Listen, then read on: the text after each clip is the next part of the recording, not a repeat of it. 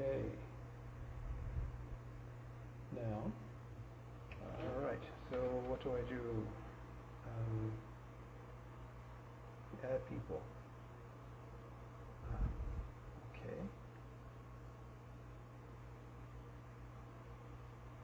Oh, no, there he is.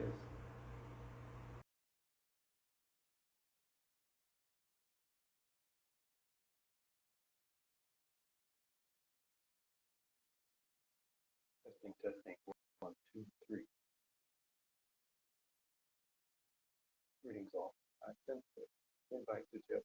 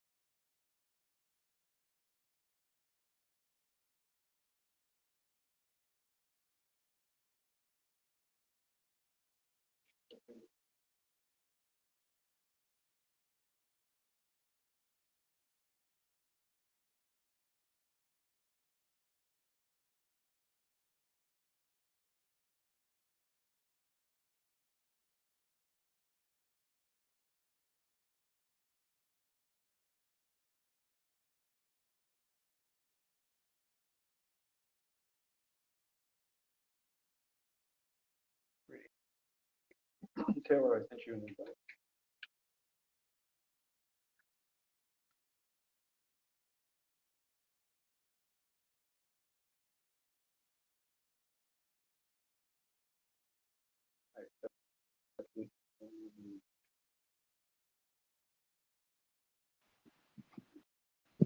Okay. All right. Whoa. That's the more things they claim are modernized, the more I see that they are not. So how is the audio? I've disabled Bluetooth. I've disabled notifications. So how is the audio coming through? I'm asking this to everyone in the room. How is my audio? How's Taylor's audio? I don't even know if we're broadcasting. Yeah, we're on. We're on. Okay. Yeah, I hear you well. I don't know about them, but I was just waiting for people to come in, I guess. Okay. Someone had mentioned earlier about this app not being updated. This is the current app, so it is updated. And as before, remember when you did a presentation, and I said I couldn't see the screen. The same thing happened. Uh-oh.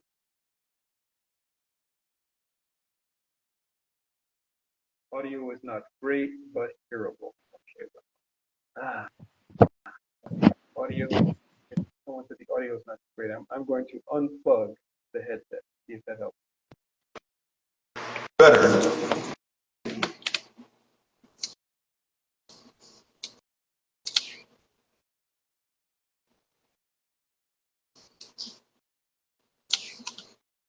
Speak closer to the mic. Okay. Is that better?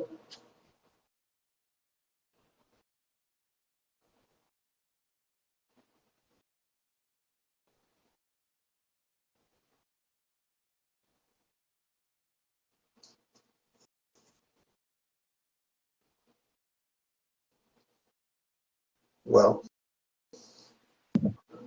Yeah. You go. Okay, you guys can hear it good. All right, cool. We're good then. Okay.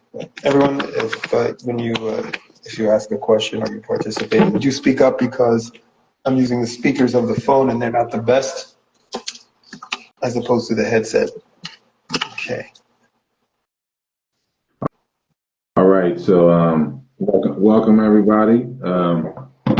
It's greetings everybody. Salutations. It's another addition to these lives, and we're going through a Q&A, and I got some questions lined up, and I feel some of you guys' questions, and I guess if you guys have any more questions, you can send them to Pharoh in his inbox right here. But I guess, should I start with their questions first, or should I start with mine? Start with yours if you like. All right. My first question was, how can a word be a technology? Like, what makes a word a technology, and what does that mean exactly for something to be a technology? Mhm. Well, first, you want to break down what technology is or what tech is, not necessarily the meaning of technology, but what do we know a technology to be? We think of something that is a technology in a general sense, something that has functions that can be executed. And I've seen the word go from technology referring to an actual tangible thing with movable parts that can be used to execute something, often associated with things that are not antiquated. So, but in the sense of a machine or a thing, that could refer to anything antiquated. So you have technology of the past that is considered antiquated erroneously, and then you have antiquated machinery of the present that becomes obsolete. So technology is anything that has purpose and is useful until it is either upgraded or considered unworthy of being used. So the same applies to language. A language that, if it is like a technology, or using that analogy, if it is like a technology, it must remain stable. It must have some way to be updated to fit the current usage, and it must also be innovative if possible. And most of the time, we don't see that in the languages that we use, and that causes a stagnation in thought processes too if you rely on languages. And much of the world relies on languages, especially now, considering people are using this so-called, you can call it a technology called social media. We rely on that a lot, and we rely on wording and words. So to break it down to, I think, what you are possibly implying, is technology that we look at every day the same as a word.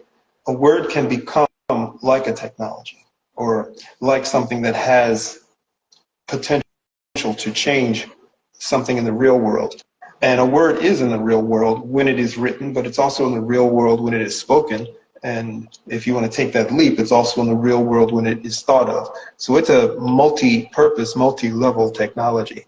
It's beyond the technology of a machine, for example, something that we can touch and has movable parts. You can consider it a meta technology. This is why you have these so-called moguls of technology, here's the term again, using wording and coding in order to manifest these grids, these artificial God grids, because you require words, and they're not up to symbols yet, but they will be. They will be utilizing symbols, but that's nothing new. Again, there's really nothing new. They'll be reverting to that again because there's extra power in a symbol. And when you think about it, if you trace your words, break them down, then trace them, you'll find that they are all offshoots of some symbol. Sometimes they're a combination of symbols, a composite of symbols. So in all that, putting all that together, you get a technology. You get a thing that actually manifests change in a real world or in a reality space. Or it can also affect change in a virtual space, both artificial and sentient, meaning your computer, which is virtual, and then you, who are sentient. All of the sentients, we use words, but again, it is a limitation. It's a symbol of limitation. It depends. The symbol has a lasting effect, and that's the purpose of true symbols or true symbolism, to have a lasting effect, not just to convey a message. And so you would say the same thing for words. When they're strung together, they're meant to have a lasting effect. You want them to have an effect for at least a period of time. When people put together such books as the so-called Bible or I Ching or anything that has to permeate the mind's so-called minds of people, then it would have to have a lasting effect. So as a technology, it would have to rely on its symbol power. So symbols are where things have, words, not things, words have their ultimate effect. But is it a limitation? Yes, it's a limitation, and you'll find this out. I referred to this in 2009, 2010, when I illustrated how you communicate with creatures that are outside yourself. You know, for example, I showed how you communicate with a wasp. There was a wasp nest out front of the house that you had visited, and one of the wasps, many wasps would come in somehow. They'd get in, and I would have to shoo them out. Well, one in particular, there was a client student there, and as opposed to talking to it, which would be using the verbal words coming from me, using my respiratory apparatus, and in conjunction with my cognitive apparatuses, I didn't do that. I focused on which part of me would be the best part that did not relay adversity or cause any type of disruption in this field. Everything has a field. And in accordance with that, I then incorporated a technology of a language, a primal language, and that would be the emitting of colors, again, through the so-called brain or so-called intent. And those colors were, you could call or equate them with so-called peace or calm. And the thing is, they have to have a form or a format. And that format, if we base it on our syntax, might not be understood, or more than likely is not understood or comprehended by a set of creatures, you know, animals, so-called insects. Therefore, how would I emote or bring about a communication connection? So I just emitted basic colors that had their own meaning. Symbol, similar to a symbol. A symbol is multi-purpose, multi-level, kind of a mellifluous type of manifestation of intent. So it has multiple things embedded within it. And that's what I did with these colors. I embedded without symbol, because symbol would be taking it to a different level, kind of like a coding or programming language. I kept it at the base level, beyond binary. You know, binary is the supposed rudimentary, the primal in coding, in the world of coding. Well, I took it beyond that. I took it to intent, but I put a syntax to it, a basic syntax that this creature could understand. And it did everything I asked it to do, which was to come down. I didn't have a jar, to come down, and I didn't want to use a jar this time, to come down to my hand. And you know, wasps, they are usually, they're not aggressive, but they don't trust. So this came down to my hand. There was another one, it was on a ceiling fan. I got that one, I had it come down to my hand. It basically followed the connection between the other. So they have a way of communicating, all insects do, where one follows the other, especially, you know, when it comes to food or finding food. And it followed that connection between my intent and my communication through one, through the other, like a chain. And all four came down and landed on my hand and my fingers. And I just calmly walked to the door, opened the door, and reflexively, they know what's outside. They can sense the temperature, and they all flew off. No stings, no animosity, no emotions from me or from them that would emote danger. And that was the main thing. So I didn't emote the word danger. I emoted the feeling danger and associated with a color. All of those things you see employed in technologies. Taking an electrical signal or taking something and creating electrical signal from it with the basics involved, on, off being the basis, and then taking it from there. So you wonder, what are they doing with this so-called AI? How is it going to allegedly evolve? Well, I think you and I mentioned about certain factors that have to be in place before it can grow. So an algorithm can grow, but it's just coding upon coding upon coding? How do you allegedly make something grow that it becomes quasi-sentient? There's got to be more involved in that, more than just the wording technology, more than just numbers and logic code and if-then statements, etc. It's got to be more than just that. It is that, but it is more than that, obviously. And this is, if you talk to some of their higher engineers, and I have interviewed a few, they will tell you this. They tell you that these learning models are built upon a spirit framework. They won't come out and say that, but they'll you know, those in the know it's based upon. I think someone came out and actually, I forget the person's name. There was a video a few years ago, and he mentioned, and also Musk mentioned, or alluded to use of spirit formats in order to bring about the ultimate intellect, or the ultimate artificial intellect.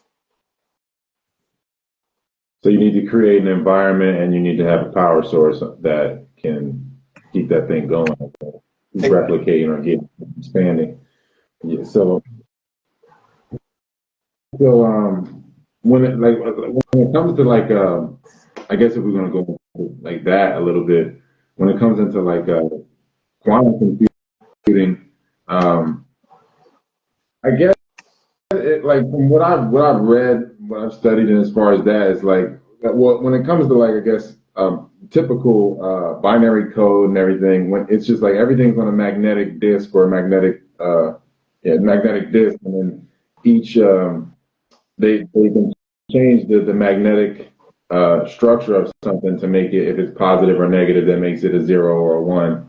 It's called like the what's the word for it? The bits. You can have the bits, the regular bits, you know, that they can, if you change the magnetic structure, then it's a positive or negative charge on the bit, and then that makes it a 0 or a 1, and then you have, you know, make a different pattern of that, and that makes binary code, and that gives you like a code in a classical sense. But then like with qubits, they were saying that they can change the charge of a photon or something like that. And then use the photon as like a vessel for quantum superposition. Right.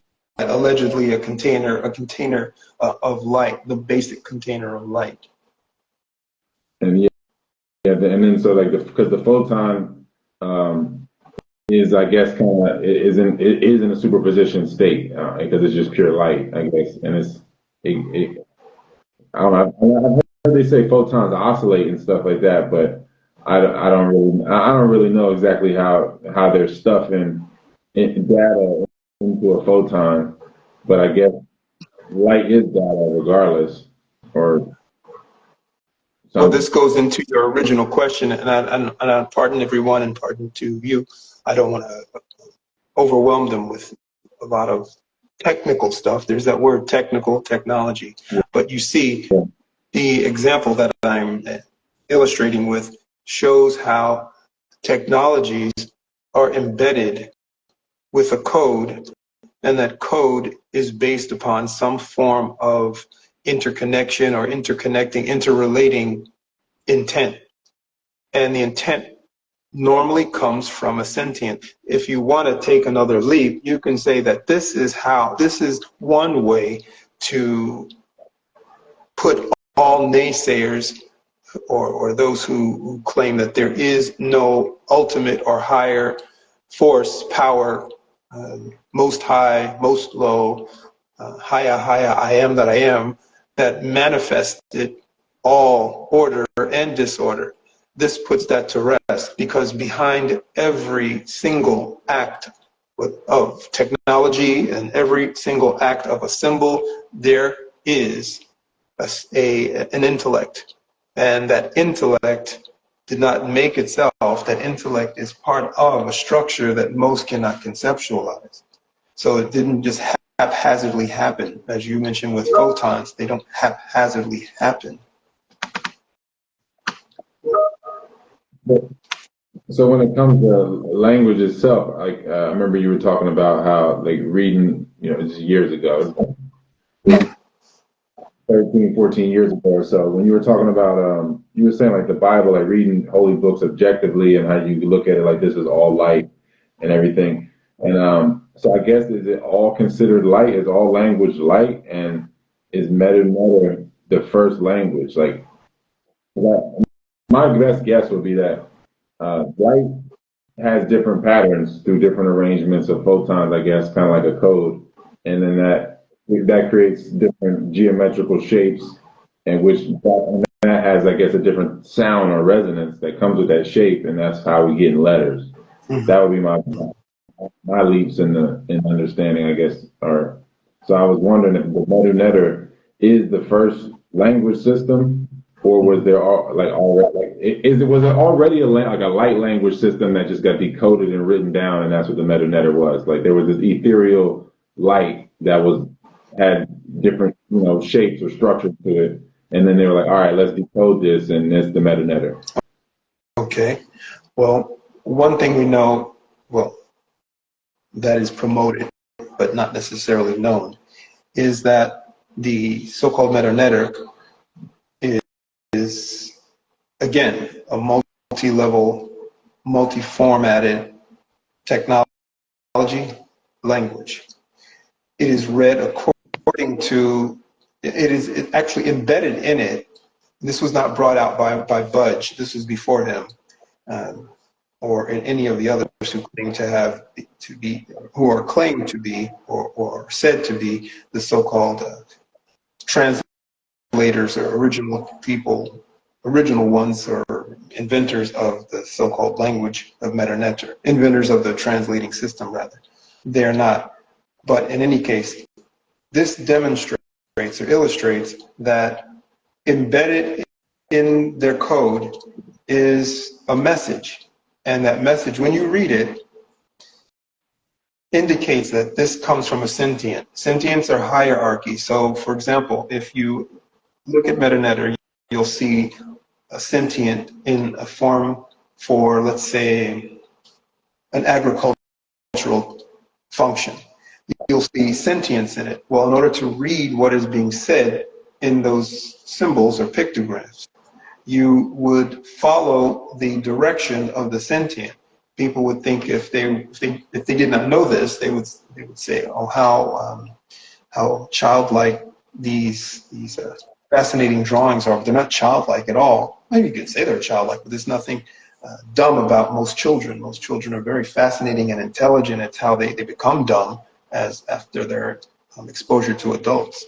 In any case, the sentient, and then all other levels, you would follow their lead. So if one is facing to the profile is facing to the left or to the right, that is the way you would read a particular lineup. You wouldn't go from left to right. You wouldn't go from right to left. However, from right to left and left to right are both incorporated into the language, and as is vertical, horizontal.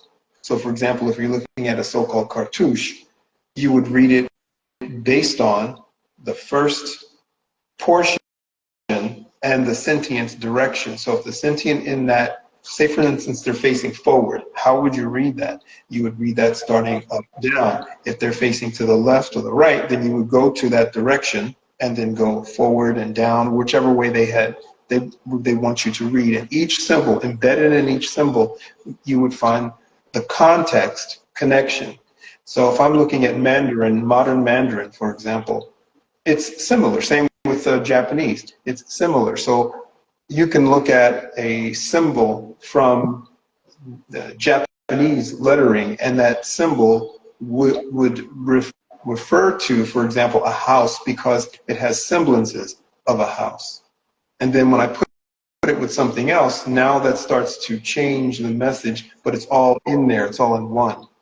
If you listen to Japanese people, for example, when they speak, they do more speaking where you have to read in between the lines, as opposed to direct, which is what you get in the so-called West and westernized languages, which come from a different format from theirs, and a format that's more simplistic.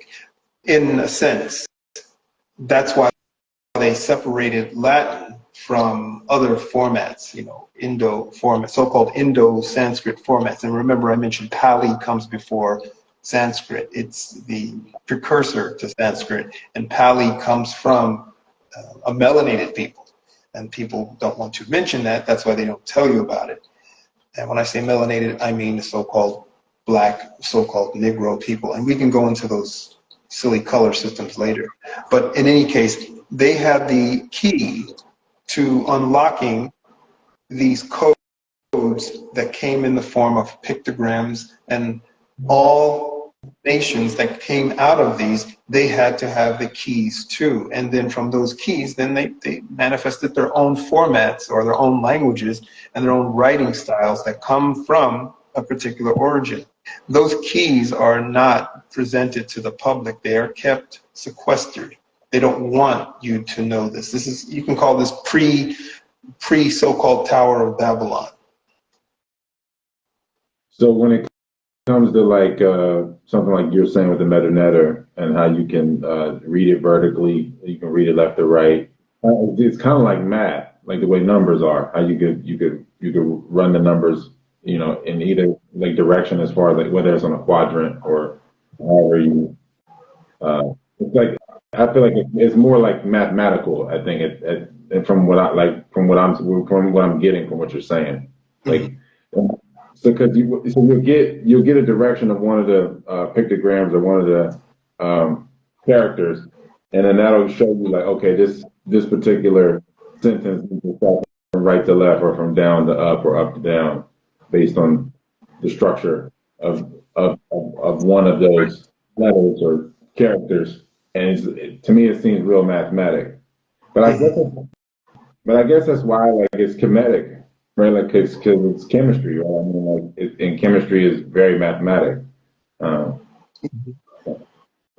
we're not separating stuff. I think that's the issue with language is that so much stuff gets separated, and that's kind of why I took interest in, or took focus into Hebrew, because I can see that there's a common denominator there. Like where if you get taught English, you got to learn English. And then you have to learn chemistry in English. Whereas like if you're learning the metanetter, you're learning math, chemistry, all at the same time while learning the alphabet. Mm-hmm. It's not like it's all separated. Exactly. It's commutative, as you mentioned. It's an equation style or algebraic style even. So if I have any two numbers, I can represent those numbers with variables.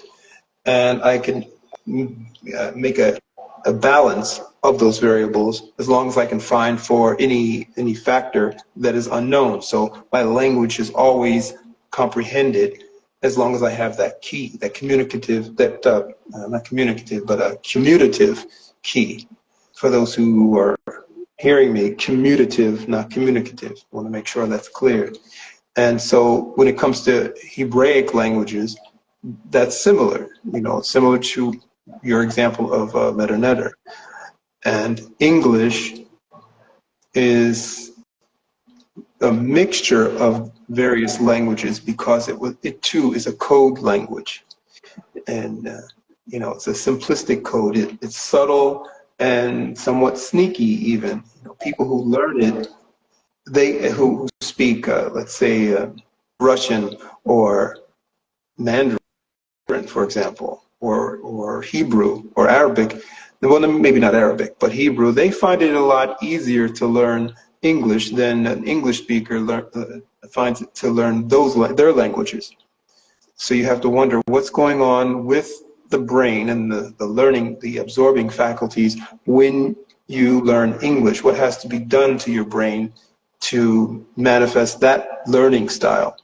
I taught myself ASL, and ASL kind of exemplifies what I said at the beginning.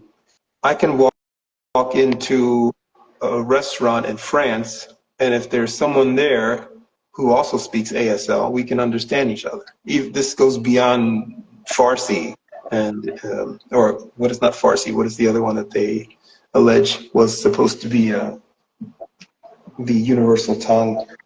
What is that word? What is that language? Not Farsi, it's another one. It'll come to me. But English replaced it as the so-called universal common code.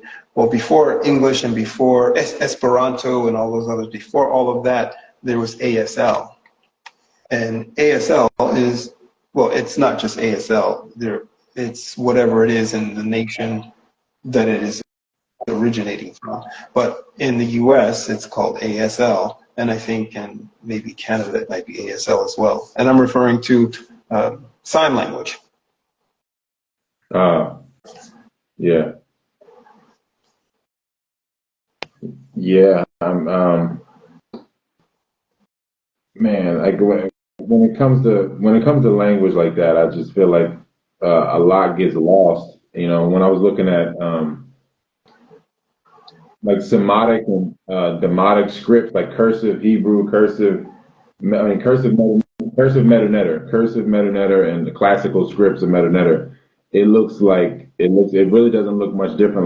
Like cursive Hebrew and Arabic look like Demotic metanetter. If to the untrained eye, I think a lot of people wouldn't know the difference. Mm-hmm. So like, how corrupted is modern Hebrew and Arabic? Like, and what like, how did that breakdown happen? Like, I guess it's just by design. Yeah, you go from, for example, printing to cursive. I'm using this as an example or an analogy. You go from printing to cursive. Printing is more block form, and you can relate it to block form. Cursive is more, if you look at some of the Hebraic and Arabic writing forms, it is similar or closely related, or similar rather, to those languages in written form, if you notice. So the changeover is actually part of a so-called technology in order to incorporate something that is readily understood by more people. Then you have to change its format. Is it becoming more profane? Certainly. And this is what you get in writing. So writing is a lower level as opposed to a higher level of communication. Compared to sign language or telepathy. Mm-hmm. So like from my understanding of the Renaissance, because the Renaissance at this point, this is when language is shifted from right to left, and it's being written from left to right by the Anglos, the people reading English or writing English. That's when the Bible at that point was converted, right, from being read from right to left to right during the Renaissance. Right.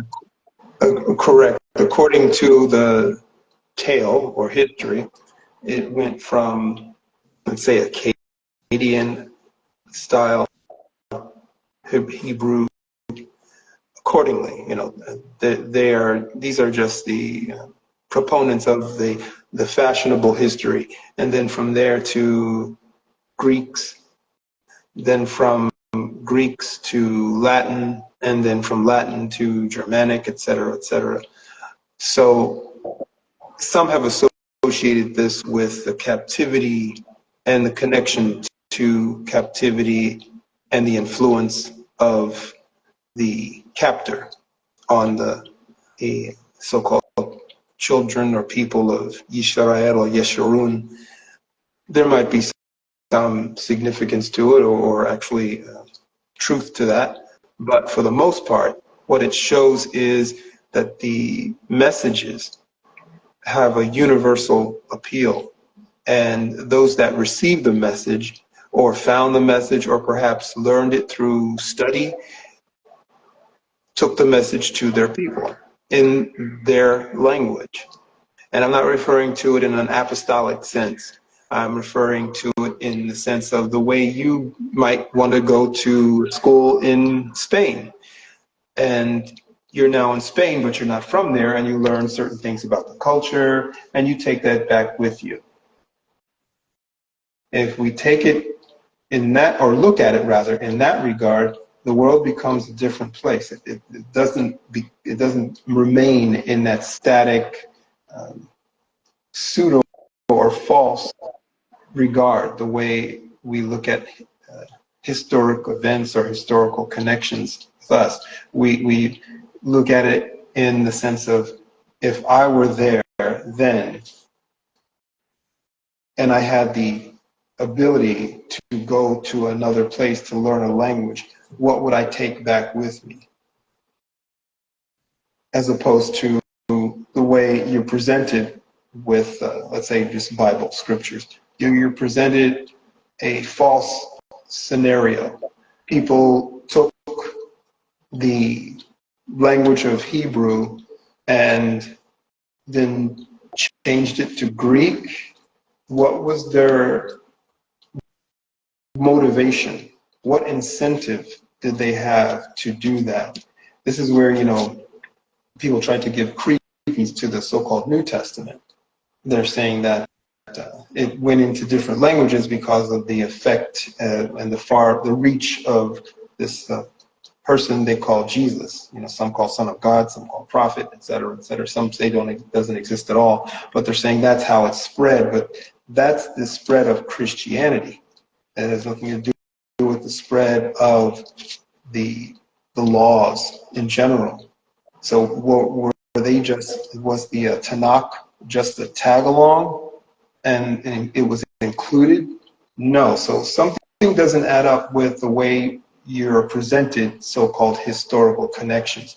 What makes more sense is that you expose yourself to Hebrew, you learned Hebrew, and then you took that message back into your own schools. Maybe you were a teacher or whatever terms they use, let's say professor, and you taught the same principles, but you taught them in English. I can go to India and learn yoga, and they have different names for different postures and poses, etc. When I come back to the States, if I start speaking that way, no one's going to understand me. I have to do two things with the technology. I have to use the vessel, the so-called body, and I have to now convert those same poses and words, and names, into English. What might get lost, and most likely will get lost, is the potential connections that those words and those word symbols or word technology have in India for their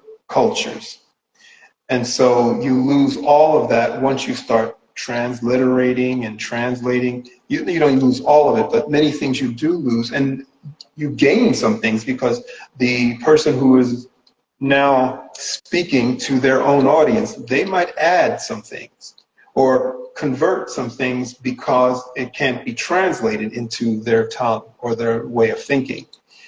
So you present the Bible in Latin and it becomes Latinized, and structures of syntax changes, and what else changes? The cultural context changes as well.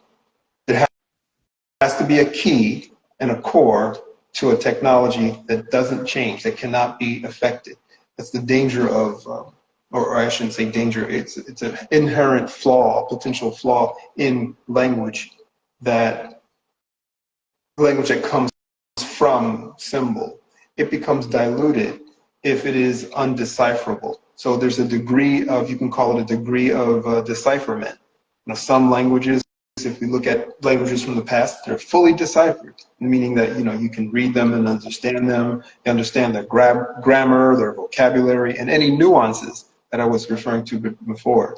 So, but others, they might be partially deciphered. And then what happens? I'm not using the technology to its fullest, or what it's meant to be used as. So if I found a Mac, an M1 Mac, and I have no idea about the Mac system, operating system, but I know it's a computer. I have got my own computer. It's a so-called Windows machine. I can use my Windows machine, but now I have this Mac. I have no clue about it, and I really don't want to utilize it to the degree that a Mac user would use it like. I just want to use it the same way I use my Windows machine. So what ends up happening is I've now converted the thought processes from this original machine into a thought process or pattern that would fit my Windows machine. And this is what happens with languages, or things that are associated with languages, especially the written word, the written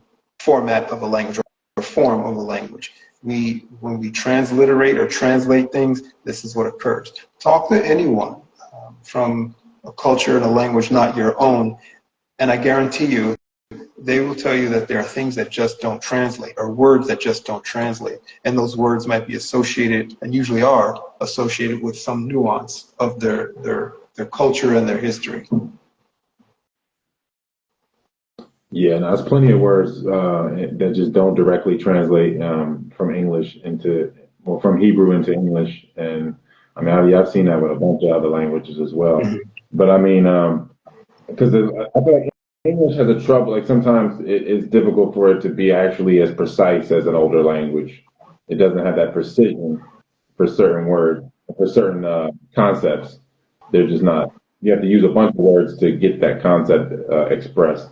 But so like when it comes to the alphabet, I guess like you said in the fashionable history, they always say like, you know, the phonetic alphabet, everything's coming from Phoenicia, and then from there, I guess, into the Greek, Latin, and etc.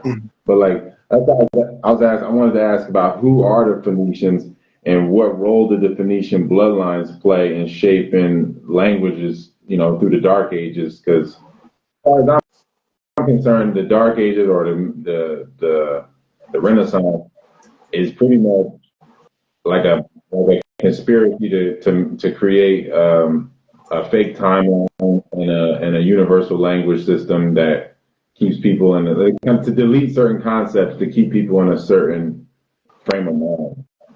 And so, the Phoenicians seem to have played a big role in that, and I just wanted to, I guess, get the information on who the Phoenicians are, and exactly what did they do with the language, like.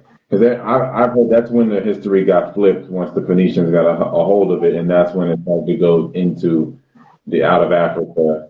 Before then, it was understood that things came from the other way, from the Americas out instead of from out of Africa into the Americas.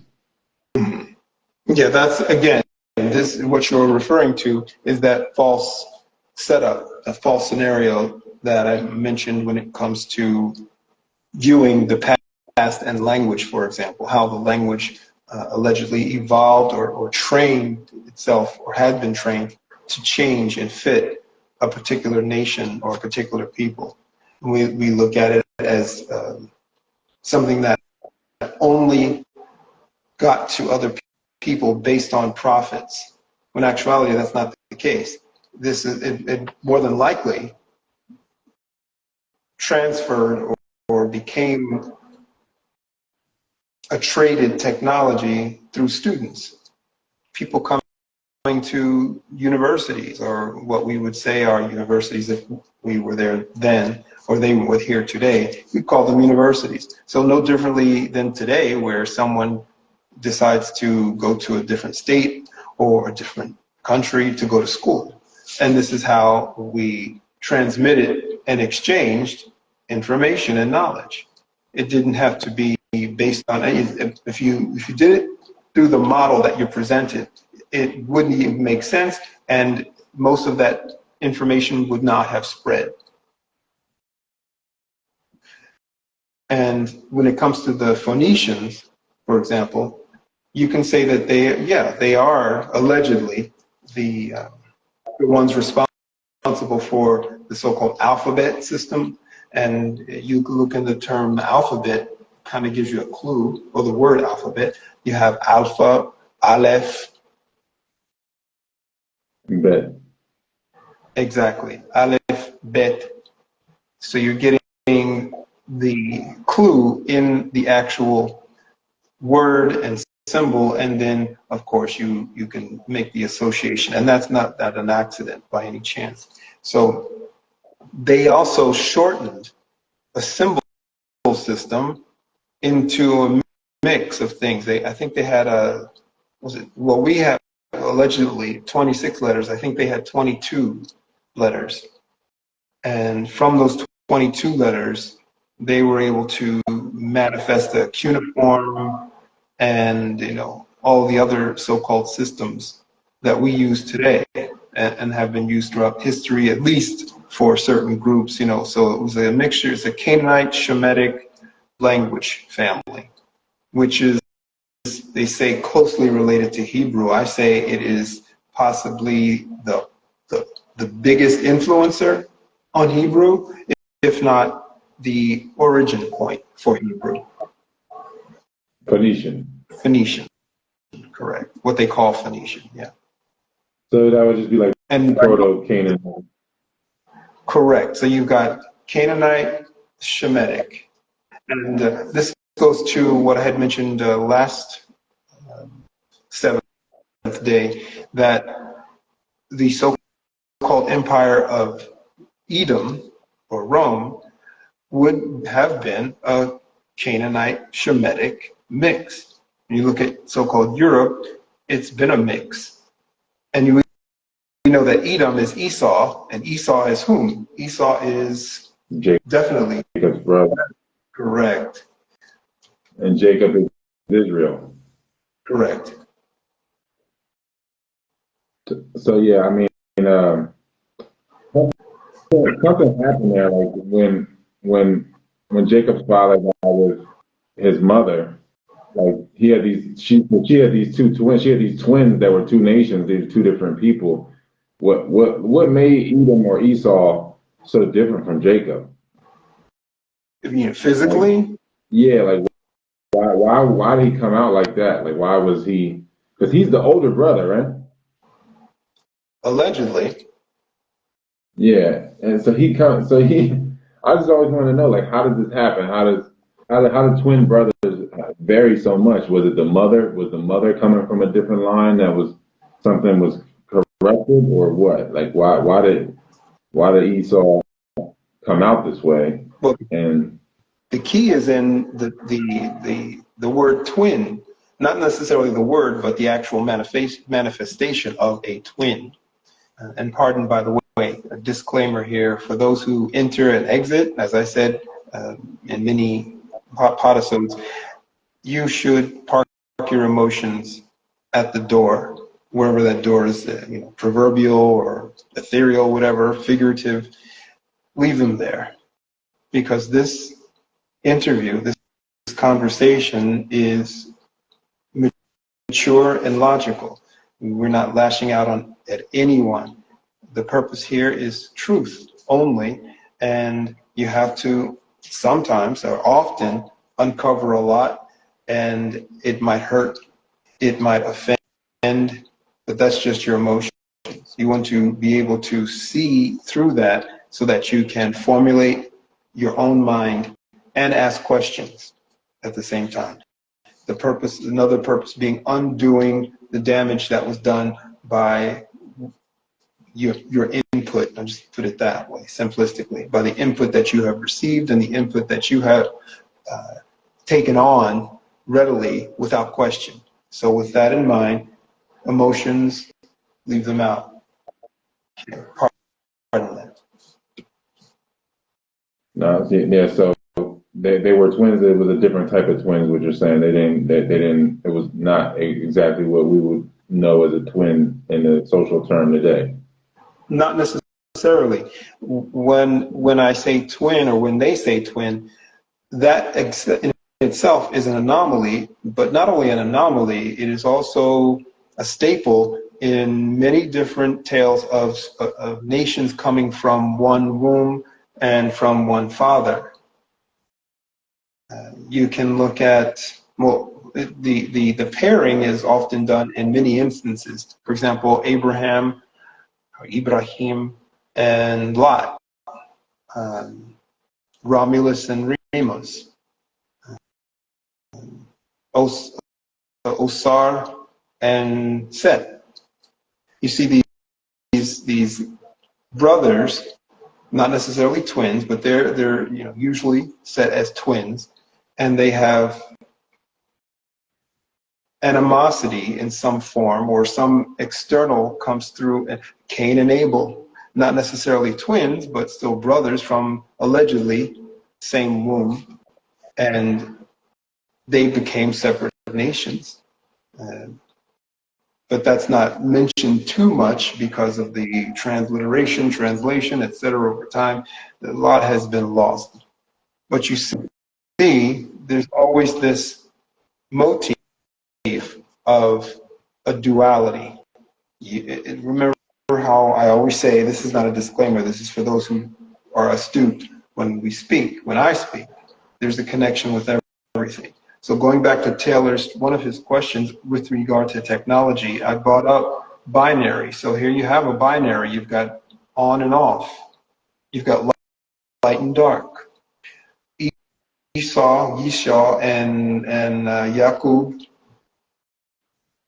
One came out allegedly with all format intact, with a countenance and semblance related to their bloodline. Esau, however, did not. He looked more like what you would call the mutant. Not necessarily pale, definitely not pale. I would say look at a hairy, reddish, so-called black man, and you'll have Esau. And you can look within the various melanated groups around the world and just watch from an observer's standpoint and see how groups clash, or how one attempts to unseat and be subversive around the other. Well, you're looking at the manifestation of that Esau-Yaqub complex, because they do have connection coming from where they come from, but they're separate too at the same time. They're not the same. If we were all the same in this realm, we probably wouldn't be here, because anything that's homogeneous will eventually fold in on itself.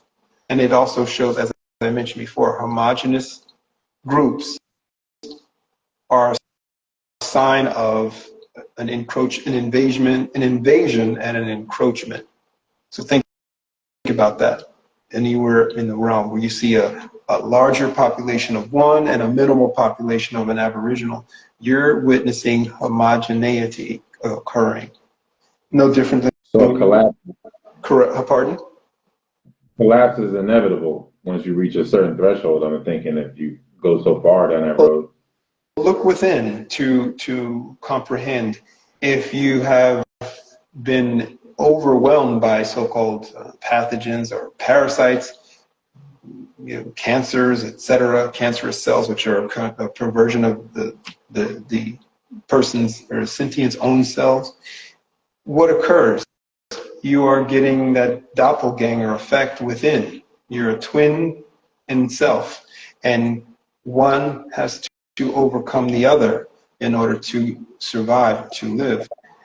And which is natural, which is connected to true source, that's the one that is supposed to live. However, that's not the case. You see many around this realm who are parasites, basically. So they might look like the people you think you know, but they have allowed themselves over time to just become a walking parasite or walking fungi. But they're no longer who they think they are. They're in there, but they have to fight to come out of that. You think of it like those movies on possession. The person's in there. They have to fight and meet the person who's trying to break them free from that bondage. They have to reach out and meet. You can't just wait for someone to reach in and take you out. And we see these stories time and time again, not only in scriptures, but so-called myths, etc., or mythology, rather. Yeah, no, all the time. I mean, yeah, like they're just. I guess like that's kind of like in the movie, Get Out. They go into the sunken place, like inside themselves, and the parasite is in the forefront. Mm-hmm. But so yeah. I mean, something had to happen. Throughout this process and this change of, language, this transliteration, I don't know what was taken out or what was lost in that process, but from my reading, in 1805, they removed all the Apocrypha from the Bible. Like, I guess from most Bibles on earth, when they just stopped putting the Apocrypha in it. And I read that the so-called slave Bible didn't even have Exodus in it. So there was massive removal. It's almost like a Mandela effect, I feel like, with the code, where you're removing these big chunks of the law or of the life, the history. And I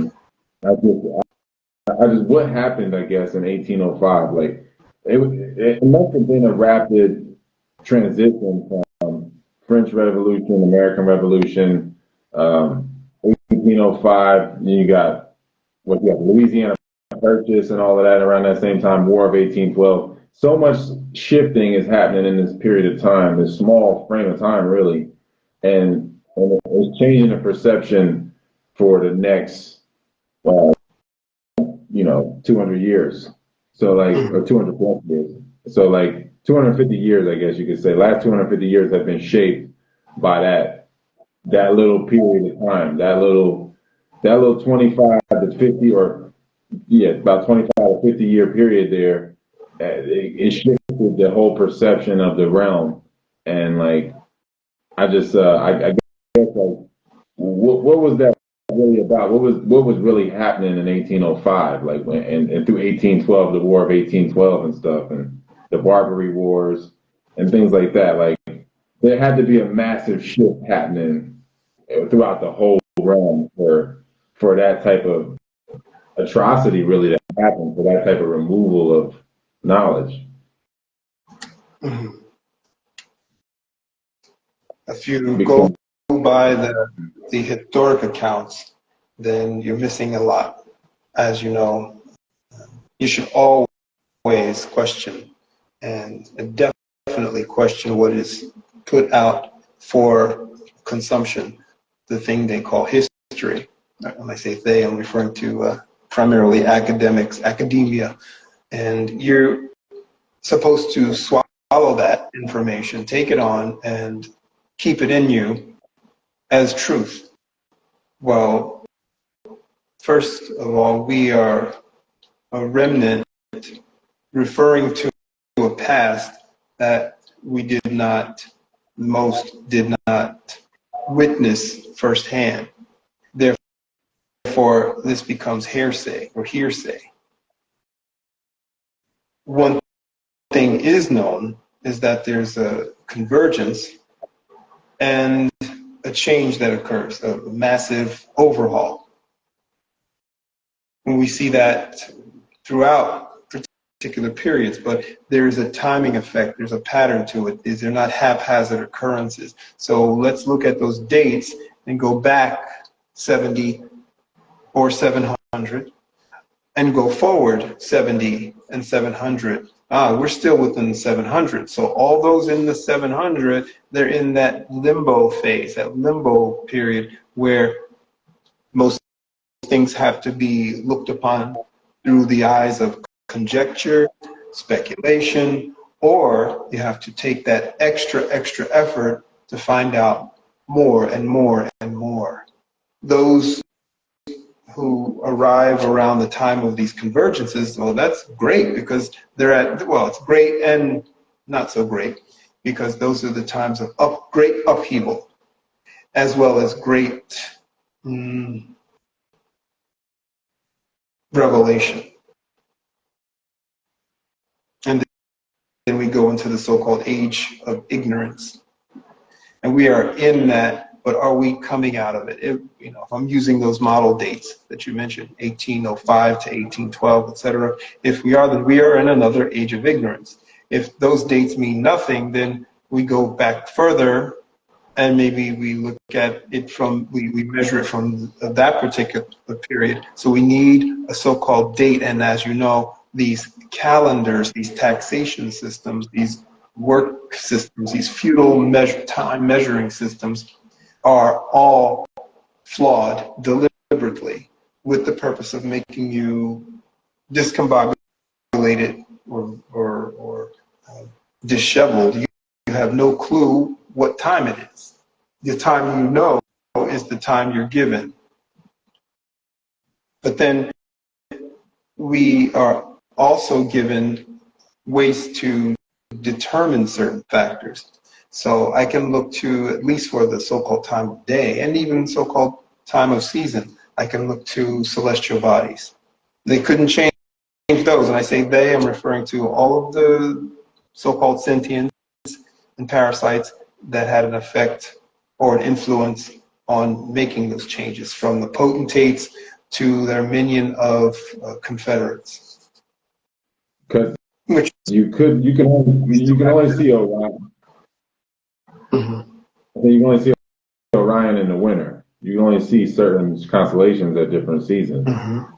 So if you stay with that, you're not so disjointed. But if you get into like Gregorian calendar and then daylight savings, I mean, the whole process is to separate you from actual time. Mhm. Correct. There should be, I mentioned this in the past, and it caused some controversy with people who couldn't fathom it. I said, consider 13 so-called months referring to moons.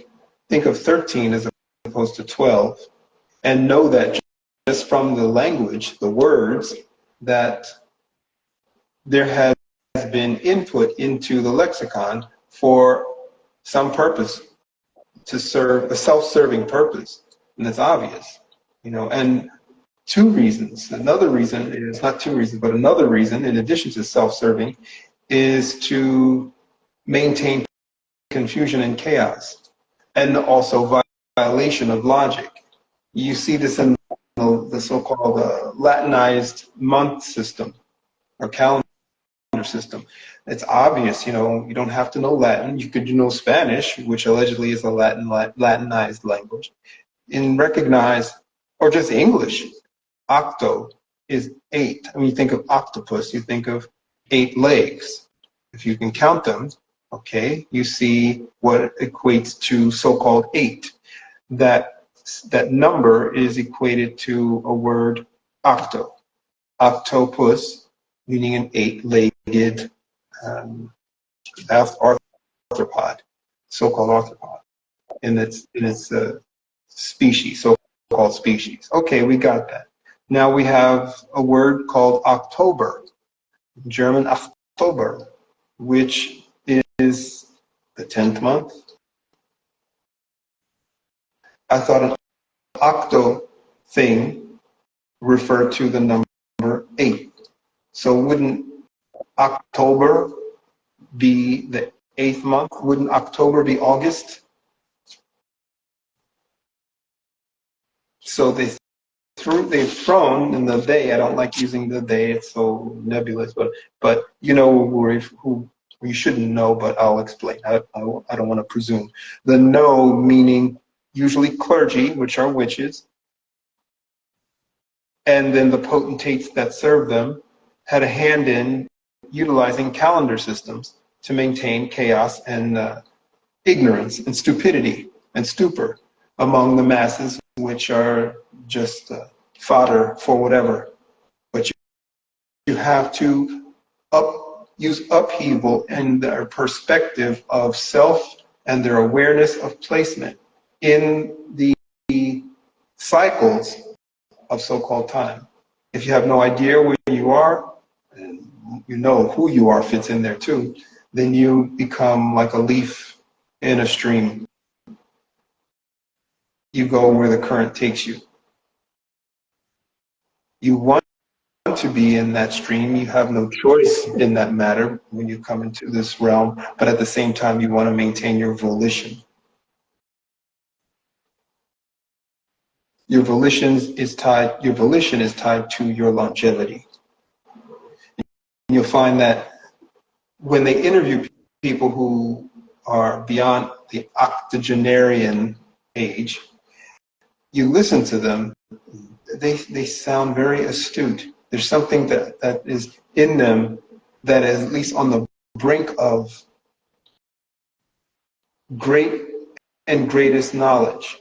There's something always missing, and that shows in the fact that they have aged to that point.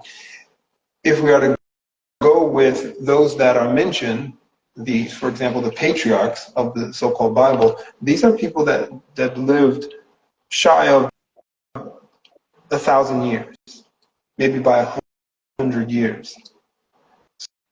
So what's going on today where you can barely make 50, 60, 70? What's happening? It's all tied into everything, including the language. It's all tied into this adversarial binary system. I'm not using that in a perverted sense like many factions do today. There's nothing wrong with binary at all. Binary, anything can be perverted. So there's nothing wrong with binary at all. We are binary creatures. We are bipedal creatures. There's nothing wrong with it.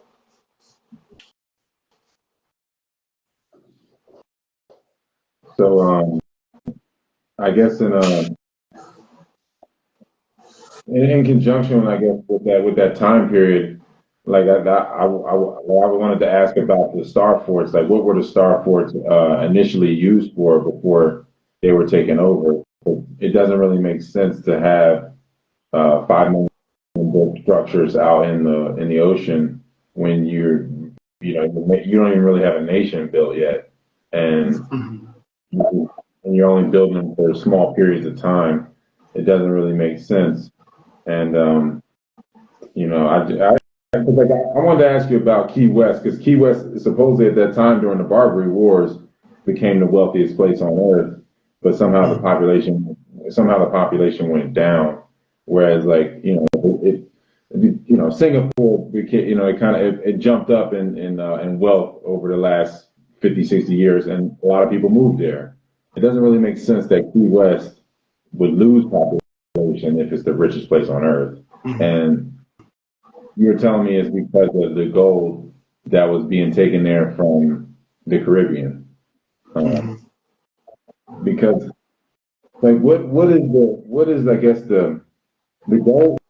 The gold, I guess, it's just always going to be a thing about gold. Gold's always going to have value because of its electrical purposes, or because, I know you say gold knows that it's gold, and that's why it's gold. But gold runs through the realm in the what you call so-called Earth, but only at certain points. And from those originating points, you get power sources, and those power sources fan out into what have been called so-called ley lines. And if you were to look at this realm, you would see these pockets of gold. Many of them in the so-called Americas. That was one of the reasons why parasites came here, because it had a wealth of gold, more so than the so-called continent of Africa, more so than so-called Europe, Eurasia. There are pockets, obviously, in Asia as well. Another pocket, the pockets in the so-called states are Tennessee, the so-called Smoky Mountains, and that area of western so-called North Carolina, Haiti, as I mentioned, or I don't know if I mentioned it to your audience, but Haiti, huge deposits of gold. And if you can picture, as I'm sending now, if you can picture like lava streaks, but gold, these are the veins, and they fan out into the plains, and they basically feed and make things fertile. They're also responsible for maintaining the purity of the water veins that run near them and through them. And there are many water veins. One of the heaviest water veins, or thickest, richest water veins, is in the so-called Great Lakes region, and another one in the Southwest, through that whole basin area of so-called Los Angeles, etc. You're taught that it's dry and there's nothing there. No, there's immense amounts of fresh water, so-called aquifers, beneath. And the same applies to so-called Colorado, which is another vein of so-called gold. The other gold veins are in so-called Central America, and two active ones in Brazil, When I say active, I'm referring to the fact that they're still tapping into them. And another one, I think those are the main ones on the realm. And these are outlined on ancient maps or old maps, which they keep sequestered. You can see some of them on display in the Vatican. You can see some of them online even, but they are obviously put there for your consumption. They've been looked at, and they figure most people are not going to know the difference when they read them. But when you look at them, you can compare and say, well, what happened to many of these places? And if those places and those names cross-reference or overlap with a place that is here today, then we recognize not a convergence, but an actual change or shift of everything. And you might have seen that a few years ago when the injected into the lexicon of thought and text was the word Tartaria. Up until that point, you didn't really hear about that word. Not that it was invented, and this is no so-called Mandela effect, but this is a place that existed before. I would mention names during podasodes that people never heard of. Where did this term come from? What is this? You look on the map of so-called Africa / Ethiopia / Assyria, and you can't even find Tanganyika. You can't even find Siam. You can't even find China, not China, but Sina. You can find in history books Sino wars, Sino Sino, and that cross references to what you see in the Bible as Sinite. They had that word removed because allegedly it's offensive, racially offensive, et cetera, et cetera. It's not racially offensive. That's the actual name. And then from there, you can trace the roots of the people who were supposed to be there. But that is Sinite. And this is where you trace not only people and purpose, but also connections to such things as gold reserves. And it's not a reserve, it's a gold vein. We have veins. And when you tap into a vein, wow, you can do anything to that vessel. If you cut a vein, you know what happens too. And in regards to, I think you were talking about star forts. They were not actually called star forts. I think it's where we get the word, the English word, English/French word, bastion, bastions. You might have heard the word used, the bastion of something, bastion of this. Well, a bastion is synonymous with a star. And there was a purpose for that. A star sees everything. So from a military standpoint, a star is the perfect shape to protect whatever's within that so-called fort from all encroaching, invading enemies. So a defender can cover all approaches of a fort with their own way of warring or responding. It could be anything, and attackers have no chance. So, and they also have no place to hide. So you can overtake an enemy with from a bastion or so-called star fort.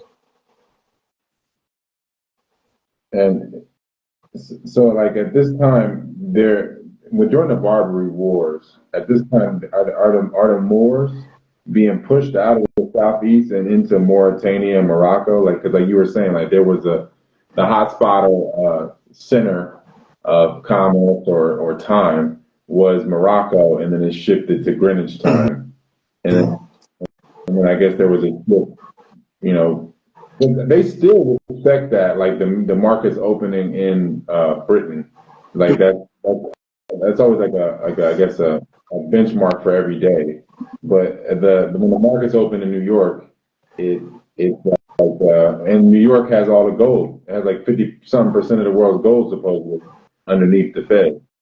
I don't know if it's true, but they say it is there. And so like I guess like what is the like how does the high spot or the spot shift? Is it just like it's just like the natural course of things, or is it the body like transmigration within like the body or the cell that we live in, this world? Well, when a so-called power shift occurs, you're looking at a shift of gold, if you will. Well, it doesn't dry up, but it just becomes dormant. And so, if it's not tapped into, and I said in private, there are many places within so-called North America that invaders are sitting on top of, not touching them. They've proven this with the so-called oil reserves that they suddenly want to tap into and then become players in the crude and oil and fuel trading markets. But you have to wonder, well, look at trade, for example, in these so-called resources, and look at where they're coming from, and look at what they use to so-called purchase them. They use a currency of some form to purchase them. One currency might be considered the dominant one that all will use in order to purchase these stolen, purloined resources. This is all set up according to what they're not going to come out and say, these so-called ley lines or lines of the law, lines of the law. And ley means law in so-called Latin. And if you want to look at a date that has some significance, look at 1670 or 1675, that 5-year period. That's when Greenwich, London, was made the center point for navigation and astronomy. And it became and then later on, it was announced that they always have these so-called conferences. We see them as meeting of clergies. We see them, the so-called conferences that were held through the Catholic Church. They don't call them the same thing, but they're all the same. They meet and they make decisions on such things as trade, the agreements that the meridians will remain intact and be honored, and that they'll be used for the purposes of the following. They did that similar type of thing during the Barbary Wars, when the trade zones and trade lines were being shifted from Asia and into the so-called Levant. You see all these things regarding this revolving around so-called trade and the power convergence points that they operate from. The profane, the masses of people don't know this. They're not taught this. They don't recognize it because you're just part of the scenery. I think that's even a line in some song. I forget where it comes from, but it says, when you own a big chunk of the bloody third world, the babies just come with the scenery.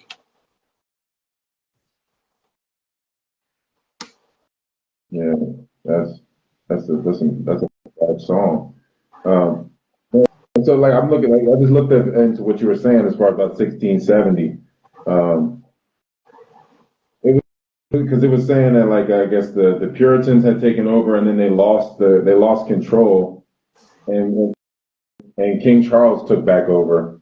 Since Oliver Cromwell was the leader of the Puritan Commonwealth, and then Charles II, who was Swarthy, he takes back over, and it's called the Stuart Restoration. And Stuart means swart or swarthy or black or dark or whatever. Right. So King Charles takes back over England in the 70s, because you said 70 to 75, and so once that happens, I guess there's a big, I guess a shift in the concentration or the energy, where the energy's flowing through the grid.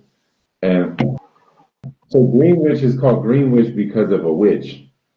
Yeah, some say it's connected to these tales of north, west, south, and east, and each witch has a connection to an element. And so that would be the green witch, and then you have the opal witch, and the various witches that represent the corners.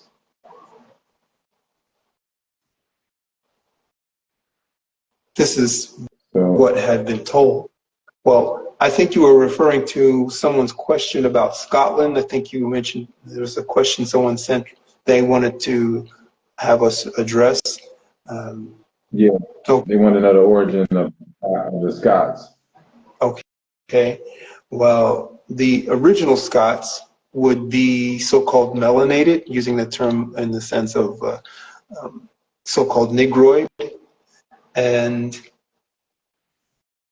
it actually, if you look at the early words or terms for Scotland, it was Dubh, dub, you might say, D-U-B, and it means so-called black.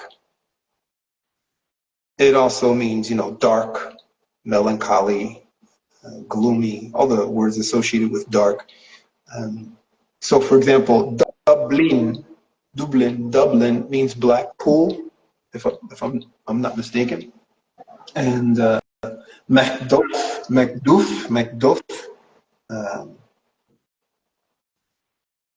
that means son of black. Mech, mon frère, these all have a connection. So when you hear Macdub of Dublin, you're saying the black son of Dublin. And if we look back into Scotland's origins, we find that one of their leaders that they mention a lot in so-called history, his name refers to what he looked like.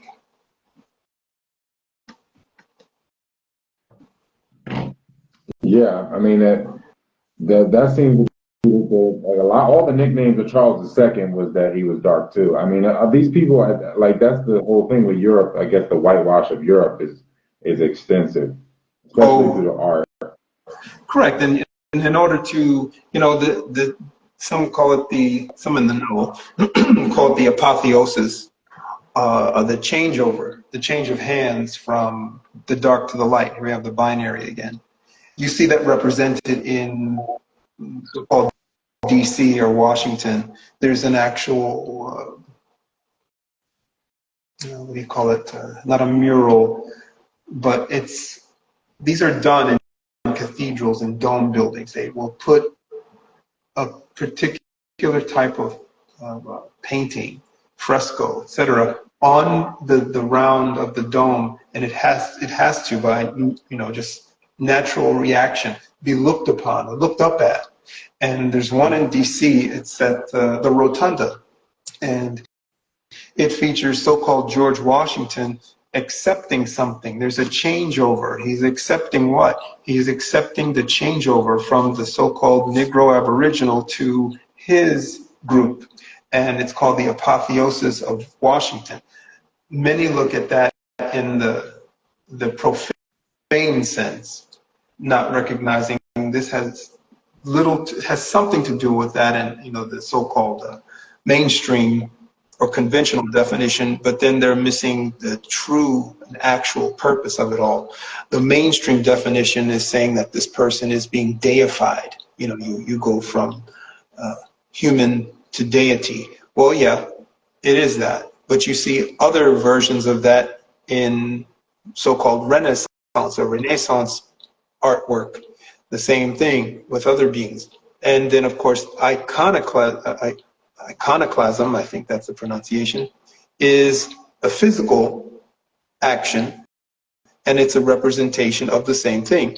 So if I take the so-called Madonna and the original view of the Madonna, which is of a dark ebony and I convert it to a pale, lack of melanin being with a certain type of feature, or just chop the nose off altogether, I have now done a version of apotheosis. But I've done it where I'm converting it from one level to a lower level. We see that in the Hindu deities. They've done that across the board in their deities. And the same thing in so-called Asia, other parts of Asia, and Japan and China and Taiwan and Korea, et cetera, et cetera. You can see in many places that are not necessarily off the beaten path, the Afro Buddha. When I say Afro, I'm talking about the hair. You know, the Aphrodite Buddha. Afro has nothing to do with African.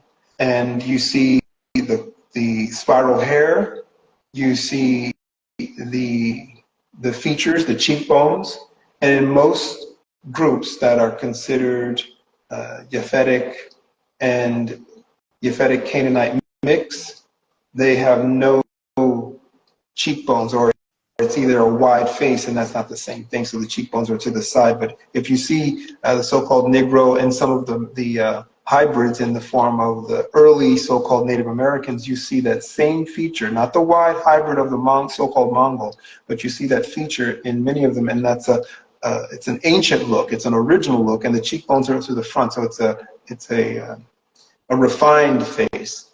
You don't see that in these other groups. It's just up and down, very little character or cheekbone.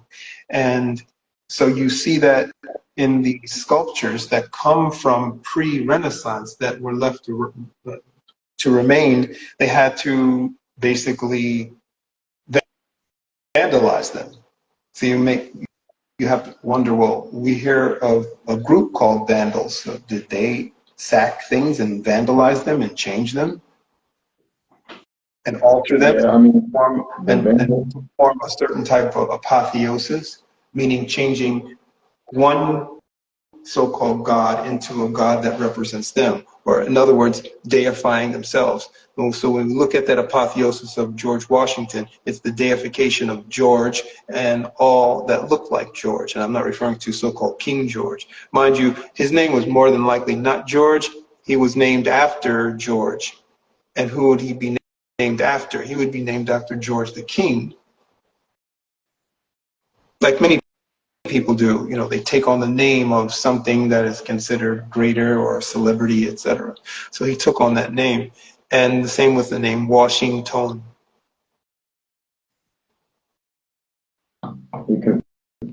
because I mean, King George III was the last king of America, or the colonies, rather. Mm-hmm. So, Correct. I mean, another point that I had seen in this what you told me to look into in those years 1670 to 75, Charles II, he signed a secret treaty. He wanted to convert England or Britain into Roman Catholicism, and he signed a treaty with the French, Louis XIV, to allow the East India Company to expand trading in India and Mumbai and stuff. These people, I guess, are they all just factions of the East and West India Company? Mm-hmm. Because they all got the same, like their crests and their flags, they're all similar. Like it's just different teams. Like you got the NFL, you got 32 teams, but it's all the NFL.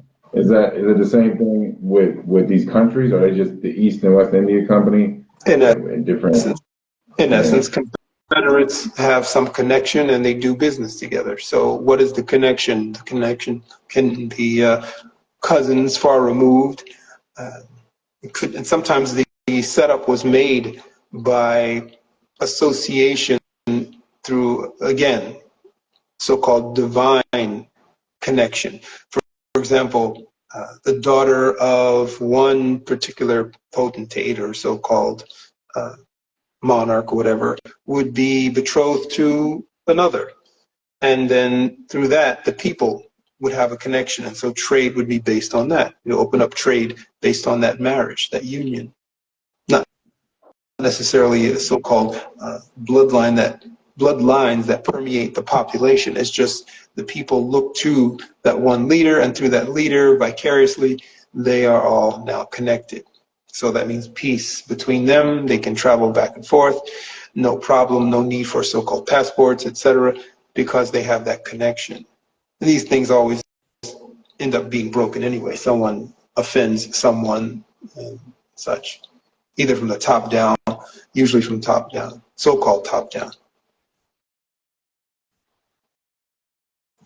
And another disclaimer, I only mention these so-called upper echelons because they are the ones that make sure that their names and their references are carried throughout, whether through the lies or through so-called facts. They want their versions of stories and their names associated with all of the events that come through. So when people think of who built this and who did that and who manifested whatever a change, the name or names associated with that are often someone of so-called elite status or so-called royalty, and that's a horrible way of thinking. And to break out of that is also freeing yourself from bondage. Millions of people who are unnamed and forgotten, you and I talked about that word, are forgotten and unknown, put together these bridges and fought in these silly wars, and et cetera, et cetera, et cetera, as the so-called Moors would say. It's not the faction that is remembered, it is the leader of the faction that is remembered. So yeah, I guess it kind of that kind of rolls into some of these questions from some of these folks, because you were talking about begetting and forgetting. I guess if you want to run down on what you mean by that, what it means to be begotten and what it means to be forgotten. Like, because the person was asking, what does true communion and reconciliation with the Creator look like? Does the Creator exist externally or outside ourselves? Is the Creator our true self and our core? And they ask about praying, and if praying is something that basically is like self-defeating, or if it's something they should do, or like does it diminish their will to pray? And I don't know where you want to start on that. We'll focus on the whole thing, the activity of prayer and praying. That's I guess you can say an individual thing or a personal thing. It's your choice if you want to pray or participate in prayer, but you should know what you're doing, not just do it because your mother or your church or your dad told you to do so. You must know. In fact, regardless of whatever it is, you must know what you are doing. That means you should take the time to find out exactly what's going on in this activity, in this action. This relates to the previous topic about how people are forgotten and allow themselves to be forgotten because they participate in this collective that has nothing to do with them and doesn't benefit them at all. It might have some trickle down effect for their service, but has nothing to do with them for it might guarantee some trickle down for their so-called legacy. This is how we maintain hegemony. You have to pay off your minion in some way, shape, or form, but they're still forgotten in most degrees, and they still participate in the so-called dog eat dog, because they know that in order to be a master and in order to be part of that group that is not forgotten and basically deified, the apotheosis, or be part of it. One of the little cherubs in the painting is to do a lot of dirty things. And you see this going on in all across the board. And this maintains an empire. So people will willingly be forgotten. When I say people, I'm talking about the masses, so-called, allowing themselves, the mass of people will allow themselves to be forgotten. Others just, again, they just go with it because they feel powerless, not recognizing that you have more than just your space and breath and air that you utilize. You have a purpose, and it goes beyond what some controller or controllers say it is, or convince you that it is. And that means you should hone in on what matters most. You start to see a change, true progress, if more adopted this. You see true connections, so-called family, that are actually beneficial or benefiting to one another. And like a tree grows without any fighting within itself, and it grows and it becomes powerful and tall, does what a tree is supposed to do, and gives forth fruit. You start to see that change. You won't see wars. You won't see this collective in the destructive. Not without, actual so-called true attack on your existence. When that occurs, yes, you are to come together and destroy that which is coming against that which is natural. So in this case of so-called prayer, there has to be a similar mentality or spirit mentality where you recognize what you are doing is more than likely erroneous or incorrect, and that in order to affect the connection, you have to be more direct. You have to focus in on what you are, what your purpose is, and recognize that as opposed to what has been given to you for consumption, for your consumption and your not necessarily compliance, but for your execution. So a church, a family, a society, a YouTube video, whatever, gives you something and you take it on and then you execute it. And in most cases, most people are influenced by these major religions when it comes to not necessarily just communicating with, but affecting a change in the reality through a religion. And that is done through so-called prayer and meditation, when actuality, they should be invoking. And invoking doesn't need an intercessor, but it does require certain things of the person doing the invoking. There are countless examples showing that you have to invoke. And no one's taught how to invoke or what is necessary or required to invoke. But prayer is not it. Prayer is basically a begging. People, you can pray to anyone. People say that if you know legalese, it's done in a court. People pray I pray the court, meaning talking to the judge. They say the court, and those who are members of the court, they say I pray. So they're praying to, like I pray. I like to submit the following. You see, they're supplicants. So prayer implies supplication and guilt, as if you've done something wrong. And therefore, if you're coming at it with that mindset, which is, maybe you are, maybe you aren't, but if you're coming at it from that mindset, then you'll be treated as such.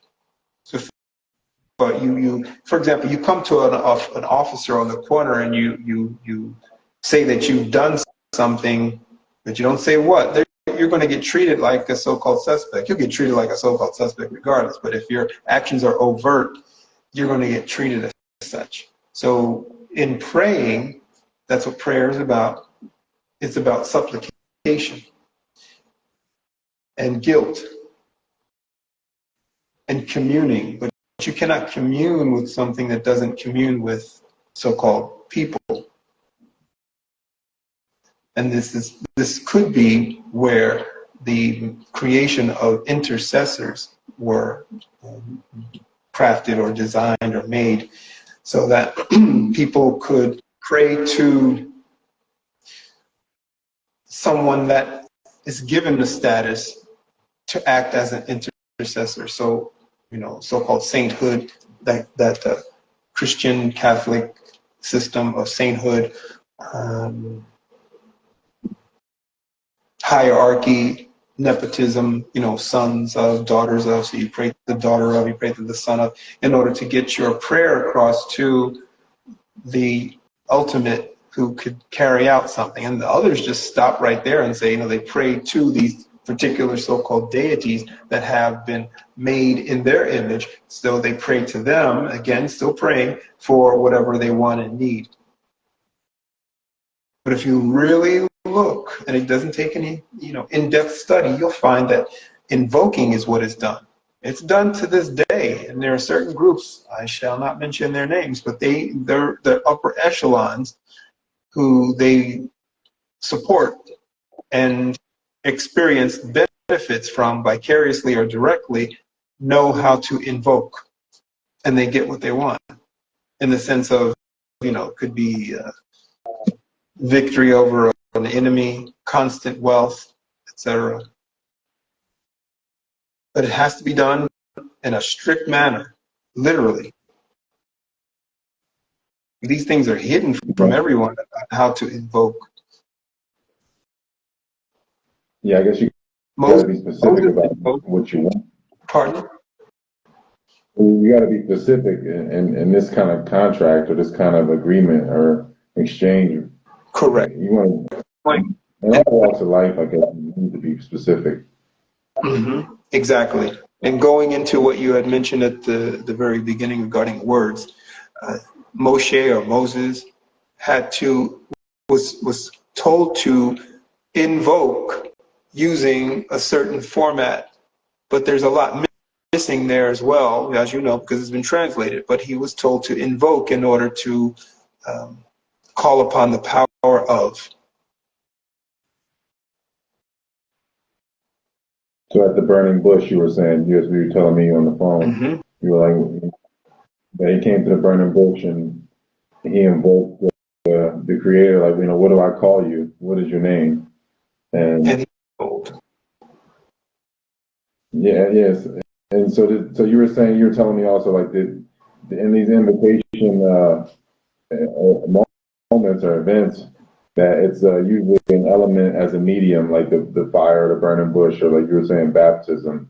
Mm-hmm. And correct. So that's why I was saying, like, it's really important, I guess, as far as the language as well, with the periodic table, because the letters are all elements. Like in Hebrew, mem is, or water is, ma'im is it's the gematria number associated with it is 40, and that's why they say it's 40 elements between, I guess, in the middle of the periodic table between water and I forget the exact thing, but it was saying like that's why there's 40 days of fasting for 40 days of fasting for Moses, right? 40 days of fasting for Moses, 40 days of fasting for Jesus, 40 days of rain and 40 nights for Noah. So all like the elements are always like a part of this, I guess, this multi-dimensional communication system.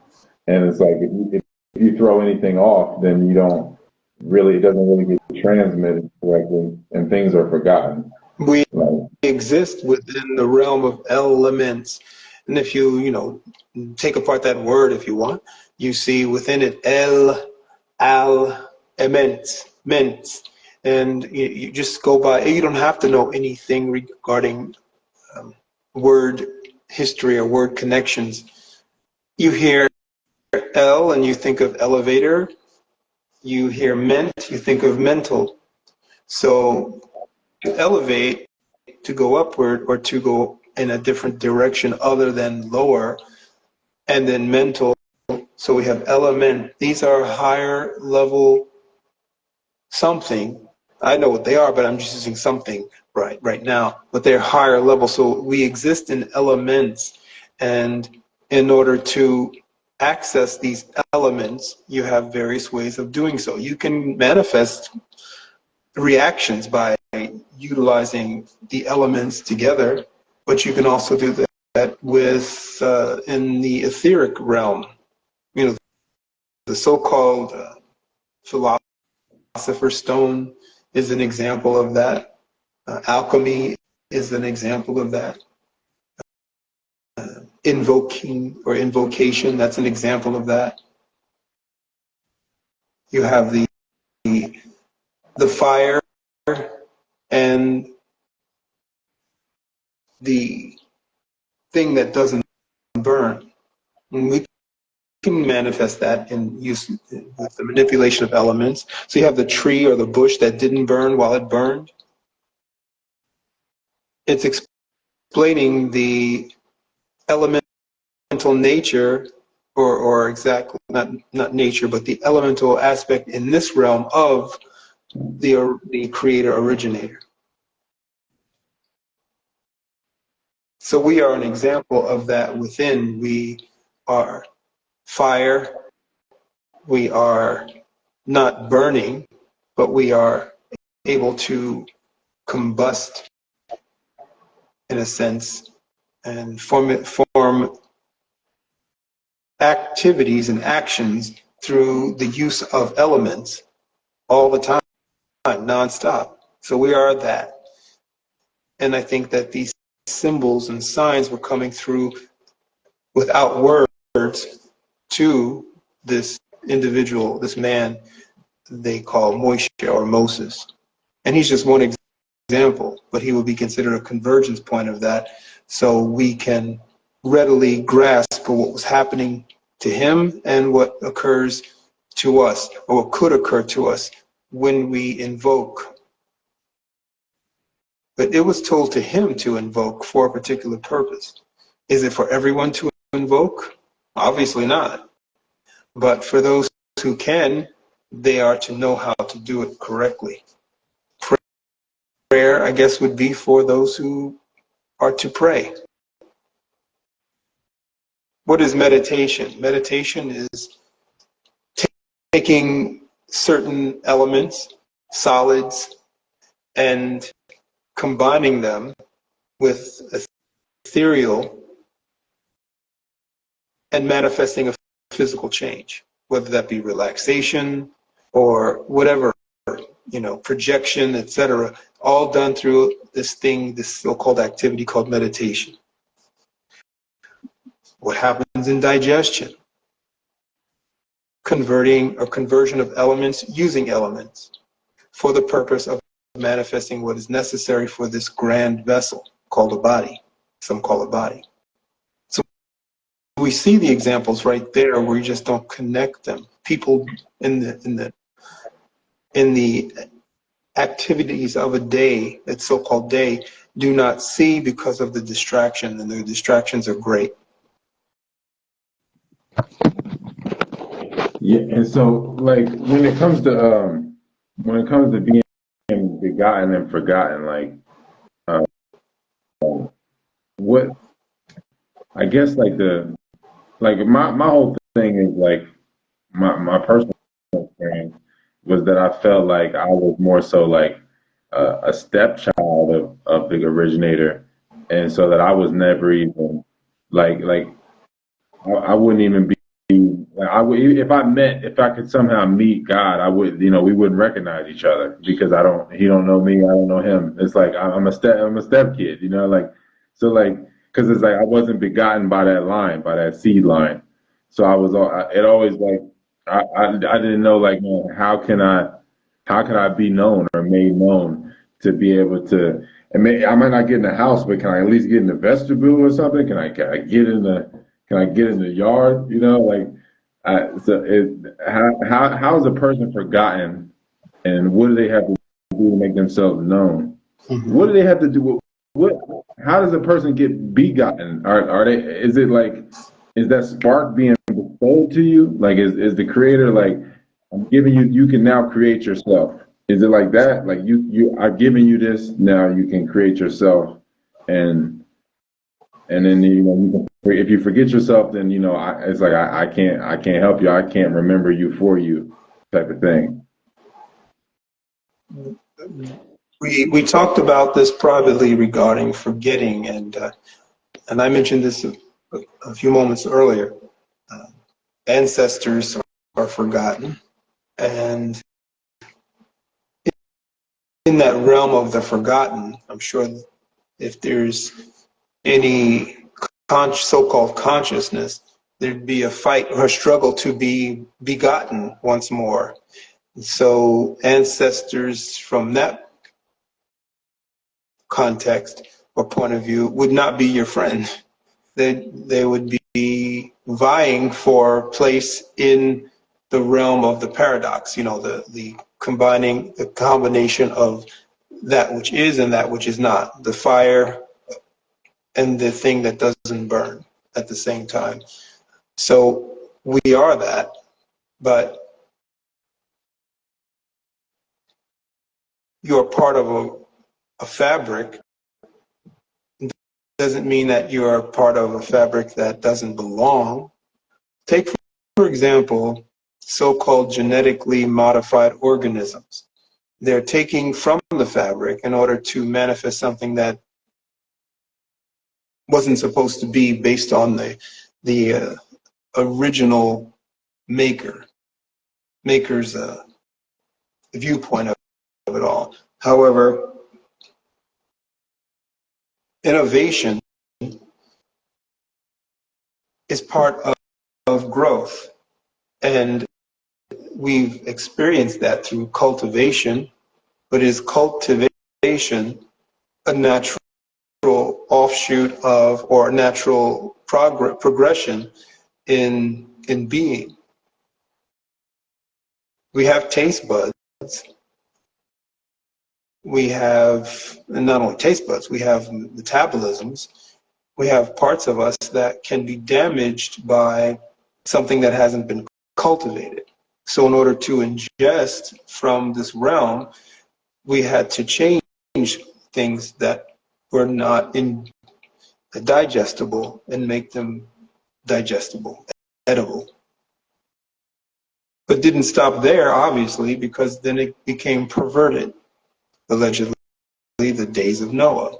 And not only then, but other times as well.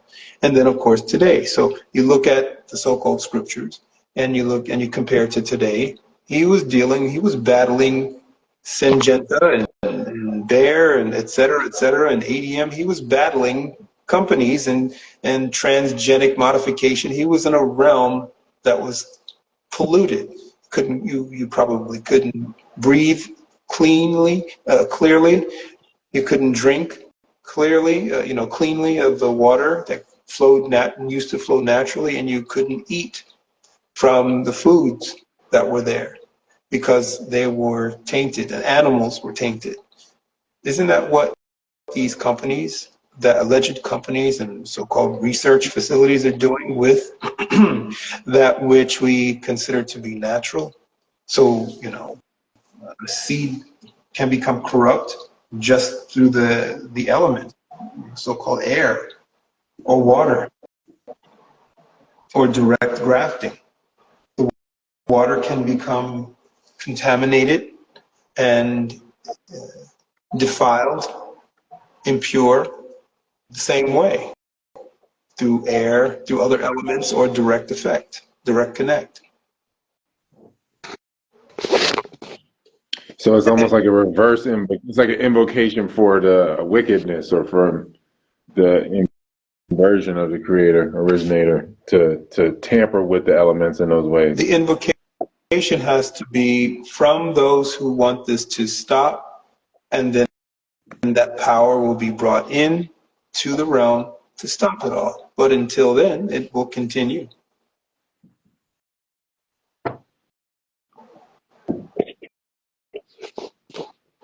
There is actually a transliterated passage that said the world is given unto the wicked.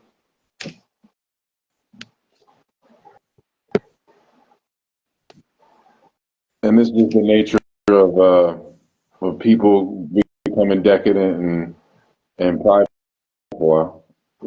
From based on my readings of the Bible, at least, it's just a constant.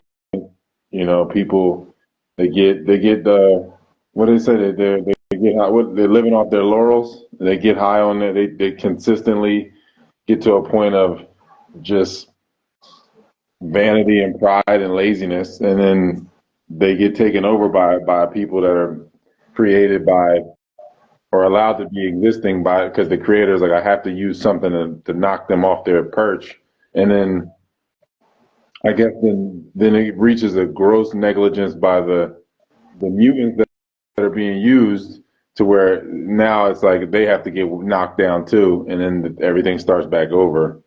And we just been in this process of this, I guess, and I guess there's always been some sort of group of parasites that know where to hide in those transition moments so that they can pop back out and keep trying to play off of this cycle.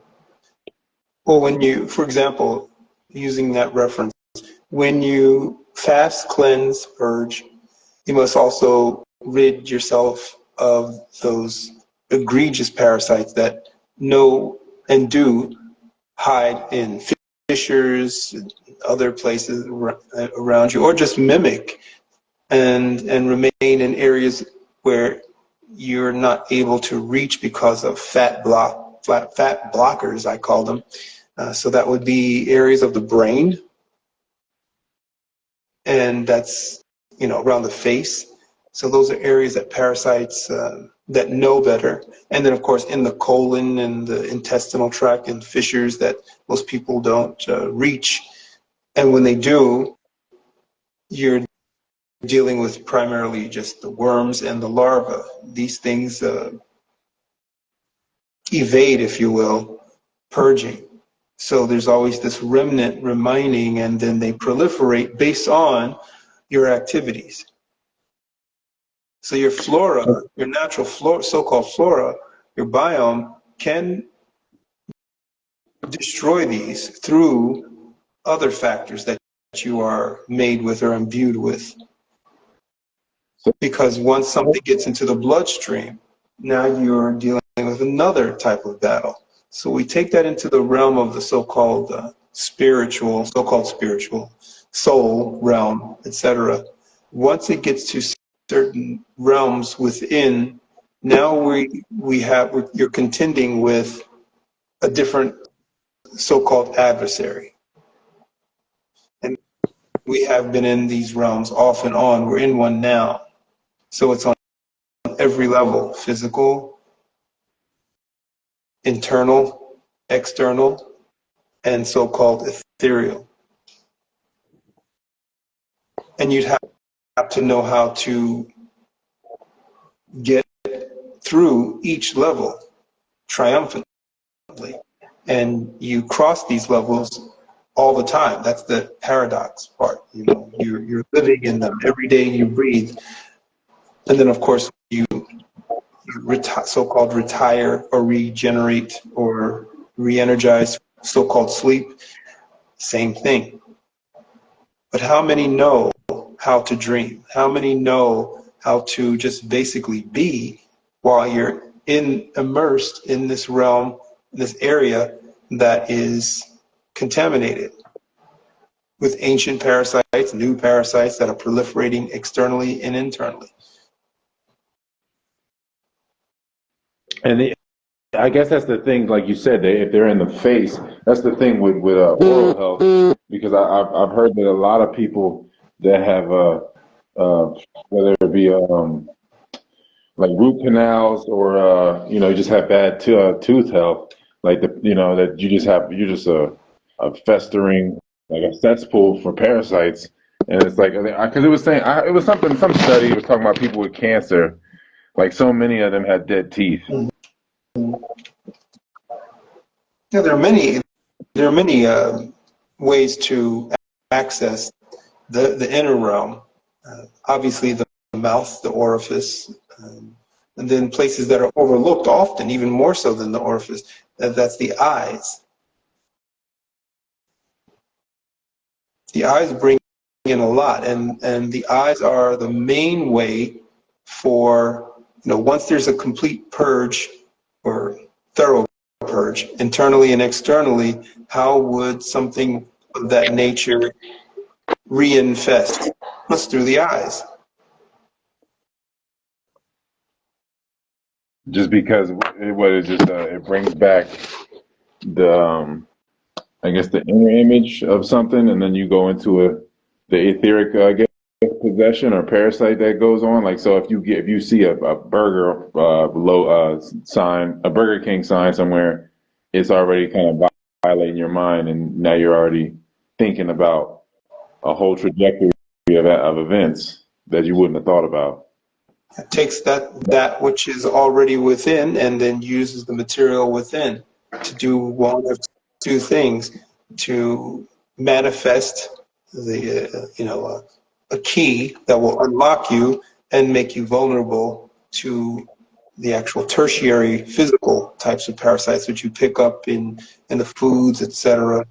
So the vulnerability comes from within. Viruses do the same thing. They utilize the cellular material that is emitted from your cells. The cells, they're functioning universes, and so they emit and transmit, and they cannot keep everything inside, so they release.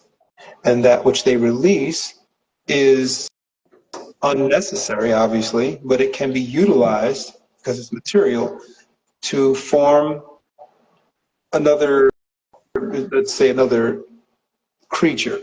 And that creature could be a so-called virus. So it's basically made up of you. And the same thing with so-called cancers, it's made up of you. So if we look at the so-called parasite, etheric parasite, it would utilize the eyes or some other higher sense in order to reinfest or reconquista or recontaminate the vessel again, because it's already in there, or it just uses a remnant of what's in there, as you know from your example. And then the trajectory pattern, and then it's a pattern that more than likely is more astute than the previous ones. In other words, more ingenious, more conniving than the other ones, because it has to be more subtle. Otherwise, you would recognize it. And now you have the same thing again. So it has So to you come have with to a be new vigilant. playbook. So it comes with a new playbook every time. Yeah, you can say that, or one that you don't recall. It doesn't have to be innovative. It just uses one that might reshuffle the same thing, but you just don't recognize it because you're distracted by something. But these patterns are ways to determine your own actions and how you are repeating them, and how these, and I use parasites, but they're forms, life forms as well, that create chaos within, and then with the purpose of overtaking and controlling. You have to be vigilant in this realm. As I mentioned last time, there's no room for play in the sense of bliss play, and that's the problem. Bliss play, people in the so-called bliss play, meaning happily skipping along as if everything is all right, and indulging in things without question and knowledge.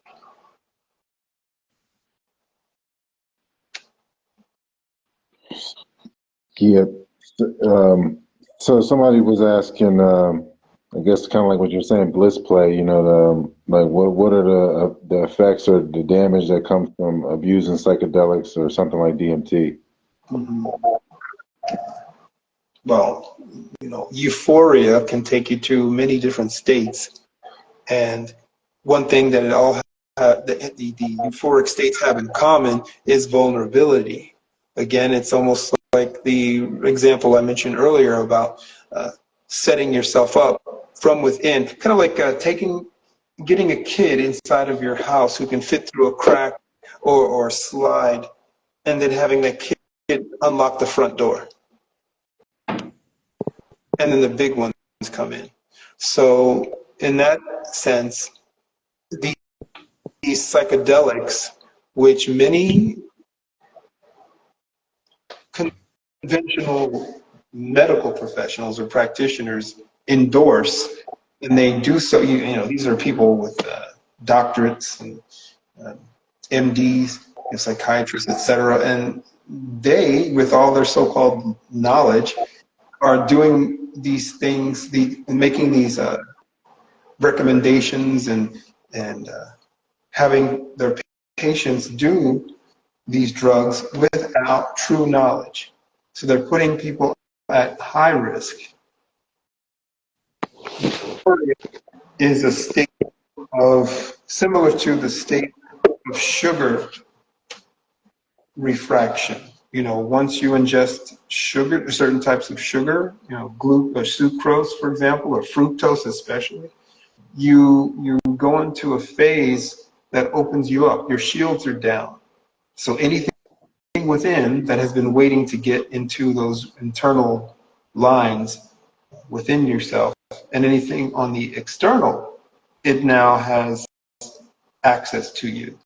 Most of the so-called contaminating occurs from things that are already in and waiting, or things that come in through the mouth, things that you eat, because they're not cleaned carefully, or in the case of meats or certain foods, they're already embedded in there. And that's why sugar is used as a conduit to literally turn you into an off state, and now you can become the house of spirits by the time the lights go back on, or by the time, back to. Somebody said it too in one of the questions. They were saying something about spirits. Hold on, let me get, just to keep it on course with what you're saying. They were saying that you, in the last live, that you said that women house a lot of spirits. Mm-hmm. Let me get the exact question. Mm-hmm. He said, last time Pharoah said women house many spirits. Is there a way for them to overcome or remove them, or do you have to learn to rewrite and utilize the programs effectively? Well, one, remain virtuous, and if you're not virtuous, you have to do a lot, in other words, to get into that realm. Certain things you just don't go back on it. You don't go back after having an abortion. You don't go back after giving so-called birth. I don't like that term birth, but you don't go back. Obviously you don't go back, but your vessel doesn't go back to its original format, obviously. So you have to do a lot to get there. But in terms of that which is done within you, you have become vulnerable in many instances. So there are many instances where that vulnerable state that I was referring to occurs within the feminine energy. I can name a few of those states, if you will. One state is the so-called birthing state, when you are going through contractions. The other state is the so-called orgasm state. The other state is when you become emotional and charged, usually with an emotion that overwhelms one of the others. So anger, and even deceitfulness. That's an actual emotional state. And during those times, you're open, like the fructose or sucrose sugar ingestion. You become open, and at those vulnerable times. So since there are so many times or so many states that of the feminine energy can be invaded, that means you have to be on your guard, and you have to be in realms that are conducive to you. And most females, they immerse themselves into places they shouldn't be. They're literally at risk. You hear constantly, if you look at not the vernacular, but the lexicon in the last few years, the words protection and provider, protection and provide. That was out of the lexicon for a long time. You didn't hear that a lot. But now women saying they want to feel protected. They want to feel safe. You're in a so-called modern world, remember? The hegemony, it's new, never been before. That's one of the aspects of a so-called hegemony, arrogance and vanity, the only one and the one. Well, if you're in the so-called modern realm, you don't have to fear animals attacking you on the streets. You don't have to fear, thieves coming in and taking your gold from your home. You don't. All these things are gone, but yet you want this protection. When in actuality, the mindset of the female has, and for the most part, I don't want to generalize, has taken that same scenario or mindset and thrust it upon the world today. So she sees the male as the threat. I think you mentioned it, or someone mentioned it about some programming meme where they were asking young women, would you rather be in the forest with a bear or a man? Mm-hmm. Yeah. Feel safer with. And they said a bear. The editing could have been done to create more divisiveness, but many women said bear. So this proves, in a sense, the whole concept of that protection. But what they're not looking at is what they should have within themselves, and that's a sense of intelligence to know that you don't put yourself in situations that can put you at harm's way. And it doesn't mean the egregious type of harm. It could be the type of harm that's subtle, opening yourself up to a male who is not the one you should be with. Because now your so-called blood chemistry is now imbued with his essence. Or maybe you have put yourself in that deceit mode where you want to get from him that which you think you should get or you deserve. That is also a way to become vulnerable. Yeah, like you were saying that the humans or people are not you're not like a crab or something. Like you don't have a shell. You're not like an insect that has claws or anything like that. Like you have a different type of protection system. And what is happening, I guess, when a person is born? Because like this protection system, I'm imagining that it's got to be ethereal before physical, because just it wouldn't in any other way really wouldn't make sense, because we're born, like you said, fleshy and soft, and so we have to have some type of ethereal protection system. Mm-hmm. So how does a person get born into like modern day Gaza or something like that? Like what is going on with that, I guess, as far as that consciousness or lack of protection? Like how does a person or a being get caught up in that meat grinder, like, or something like that? Like where they just where they're completely vulnerable to parasites. Mm-hmm. That example that you shared about this particular set of chaos events, these are not new, but this one that we see today, that would be an good example of, and just imagine if you were to interview the women who are there on both sides and ask them, do you feel protected by your males? And so I don't know what the answer would be, but I have an idea that I surmise that many would say they don't. But how can your male stop a bullet? Can you stop a bullet? Then how can your man stop a bullet with his body? Just as you said, you arrive only with the protection that comes from your guides, your conduits, your so-called parents. That's your primary protection, and then the so-called extended familial community, and then so on and so on. But if there are clashes within, there's no protection for anyone. Here you have people coming into the realm, into situations where they're ancestry put them into a place where they probably weren't even from in the first place. Most of those people in that area, as I explained in the past, are not from there. They're from, you trace their so-called roots. They're a mix of Turk, so-called Turkic, and so-called Mongol, so-called Siberian, and then of course proxy European groups, which would mean Ukrainian, Polish, etc. If you would trace them, you would see on both sides. So many of them are not in areas that they're supposed to be in because their ancestry put them there, and they're not supposed to be there to this day. So of course there's going to be clashes. And that's anywhere you look.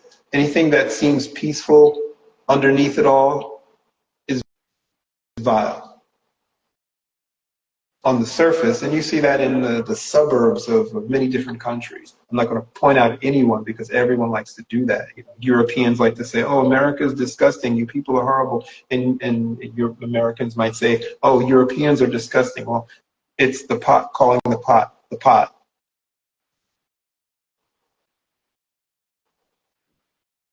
They're both Yeah, I mean, it's like, all fighting a lot, and both in denial of the truth. That's how yeah, you it's like a controlled violence. and that's how you Like bring a, about the arrival of sentience into realms that are in chaos. It's not like these so-called New Age groups that say, "Oh, you asked to come through your parents. You asked to be in the time that you're in." If you've got that kind of intellect, no one in their right mind is going to want to be in that type of realm. Let's follow that so-called logic. You choose the time and place and people that you want to come into. Going by that logic, it says this is just one pro argument for that so-called logic.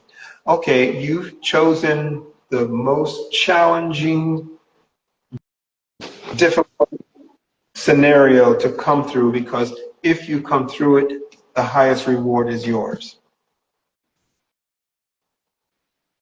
That's using that so-called logic. Obviously, what's the flip side? If you don't, do you repeat again and then have to make the selection all over again? Are you going to select the same process? How do we get generational poverty? How do we get generational victimization or marginalization? How do you get that? Because those coming through selected this because they want to help or they want to, for some self-interest reason, pass these challenges, these tests, because paradise awaits when you do. That makes no sense, truly. There's no that the conclusion is not sound. When you're and you are them and they are you in a sense, when an ancestor and another ancestor get together, it sounds like that Burden B's explanation, when they get together and manifest the potential, you are going to be part of that. And so now you are there.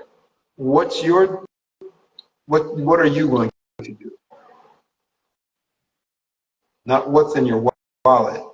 I said, what are you going to do? Are you going to do what they did?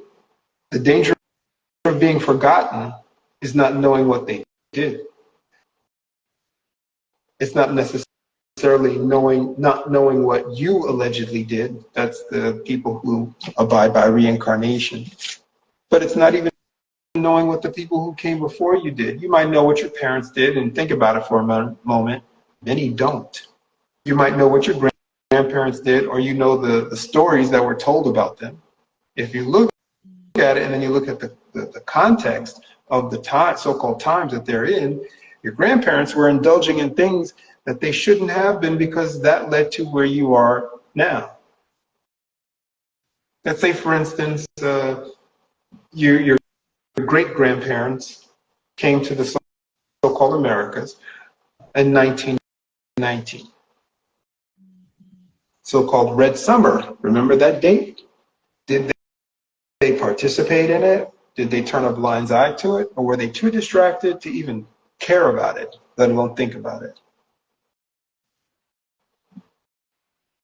before even getting to those questions, why did they come in the first place to another land?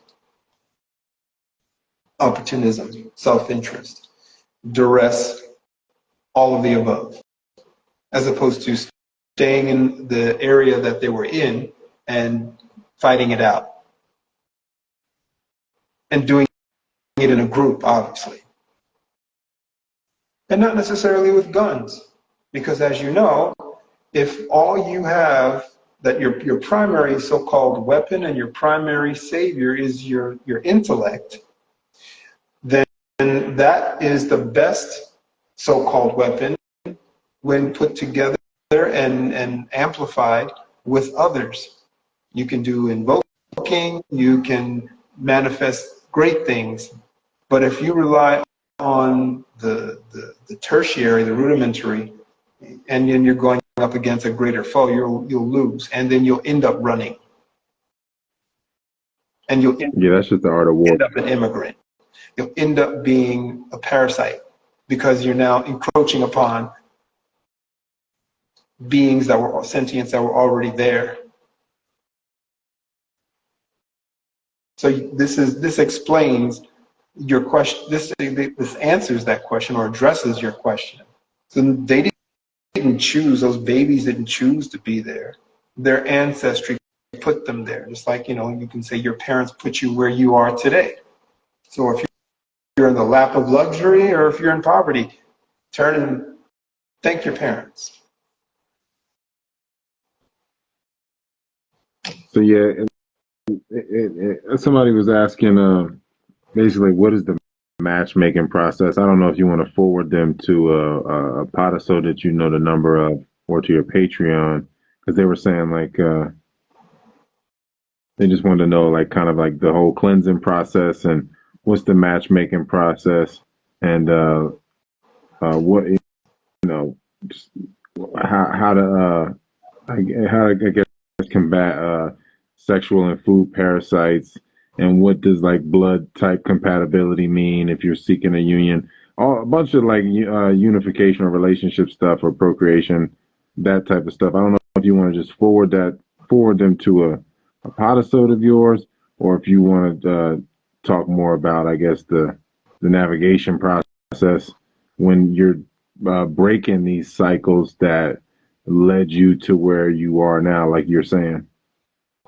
They could be part of my mentoring initiative, and then that way they'll actually be able to select a mate as opposed to going through these unknowns or being out there in the so-called open and vulnerable without knowledge of how to select. So they can do that, and they can do that on the website or just contact me for that. That's one way.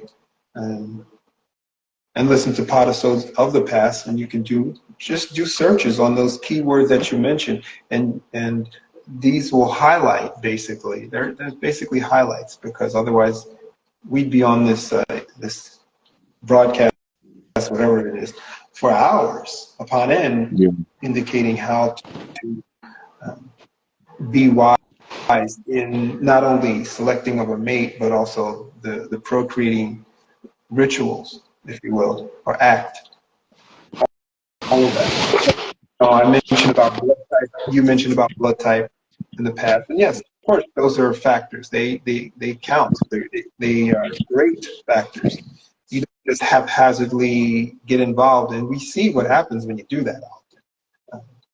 Many things happen. A lot of chaos happens. Most people end up in situations, and then they find out, like an organ failure, and then they find out, there's no one in your house that has a compatible blood type, and so therefore they cannot donate, for example, a kidney or something.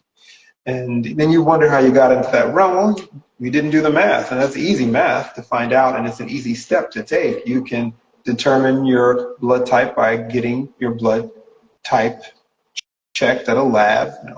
Be careful, obviously, when someone sticks you with something and withdraws something from you. You can do it that way. If you have a so-called family physician that you trust, you can do it that way and find out what your blood type is. If you want to maintain control over what they take from you, you can probably do it yourself.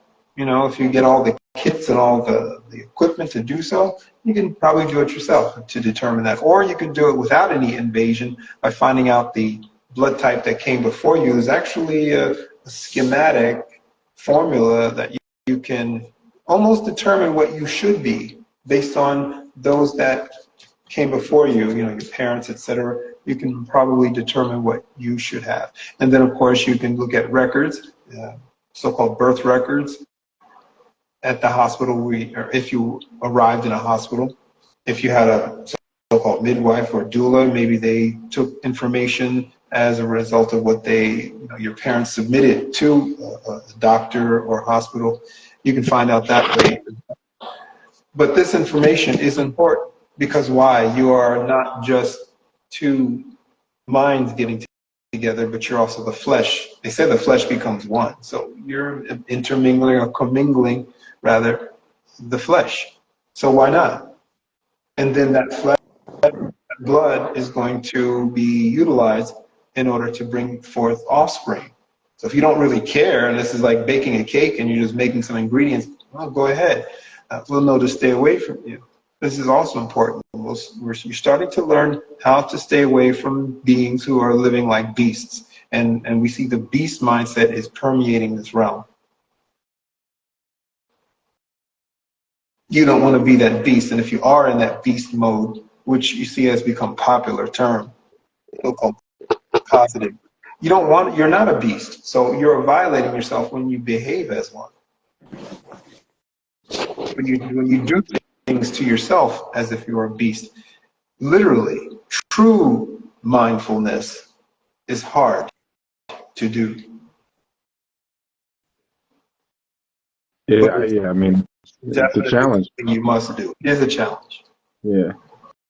So, I mean, you were talking about last night, we were talking about, the difference between programs and souls and then the difference between a soul bearer, I guess, and somebody that's just a soul. I guess like there's like a I don't know if I should say apex, but like I don't know if it's more significant, but just the role. I don't know if this is just like a human design thing. Like you were saying, like there's individuals and families that are soul bearers, and I guess they are like a core disseminator of souls, and then there's people that are just like programs that assist in the family, in the souls in the family's process, and they only get to transition forward if the soul group or the family gets to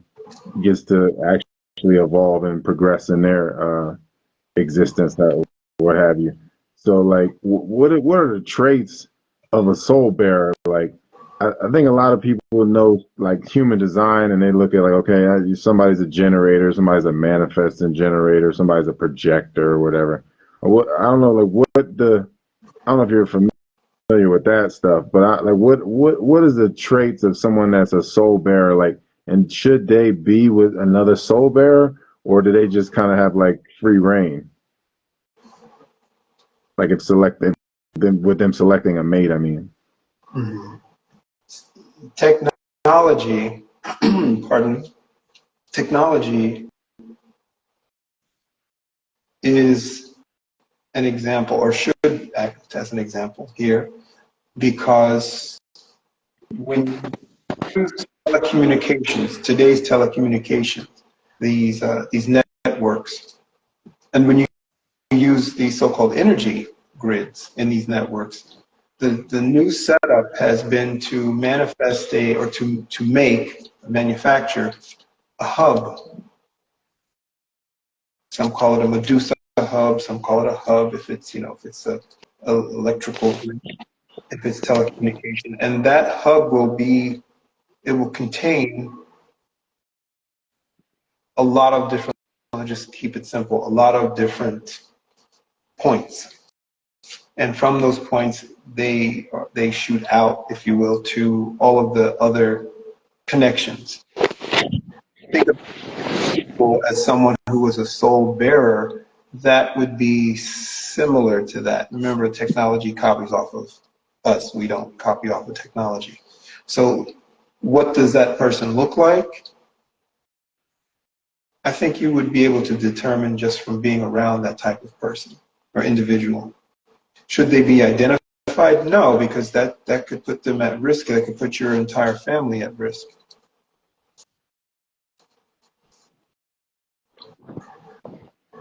So is it always a patriarch?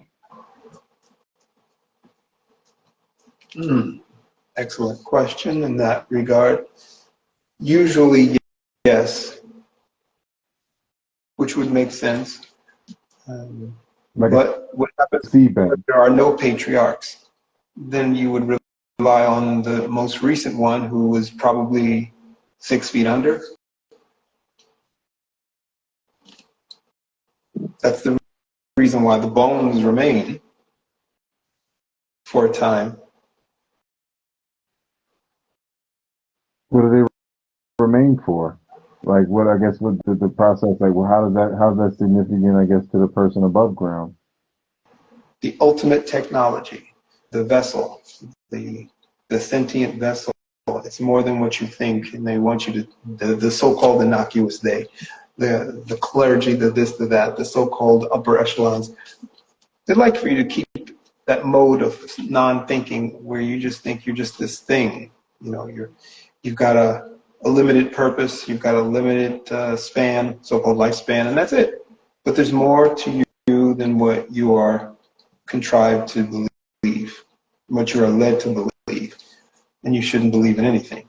But what you should know is that your purpose is not something that ends just because the physical connection to so-called consciousness ends. In order to have this paradox of being, that burning bush, you require all these components and the elements thereof in order to be.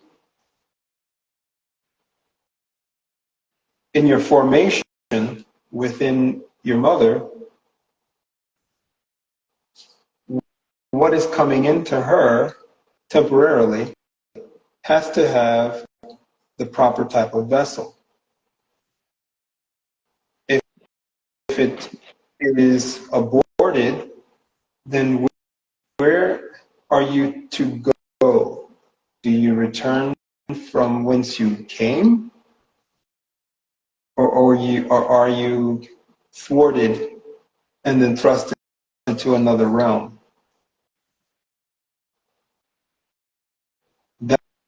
That's what is avoided by all who do not want to face the fact of abortion.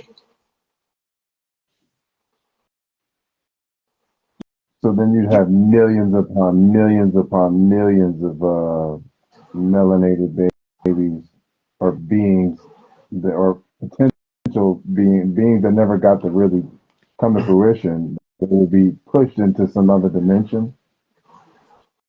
You can call it a dimension, but what occurs with that intellect, it has a power, and that power is, it's an emotional one, and it's a volatile and more than likely an angry one. But who does it lash out at? It lashes out at that which is connected to it.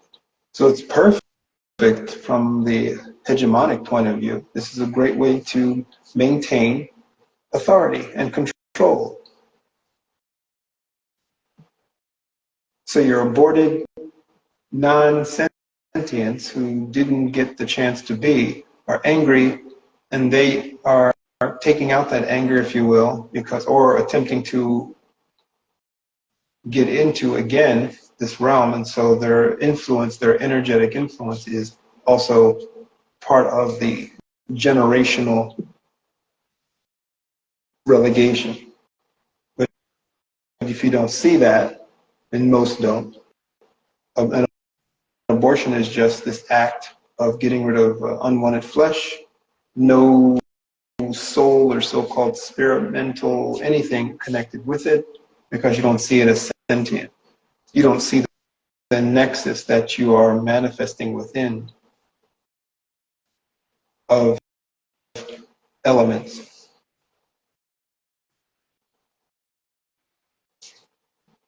So Sacred somebody, means to be protected, and you are not sacred if you are self-violating and self-sabotaging.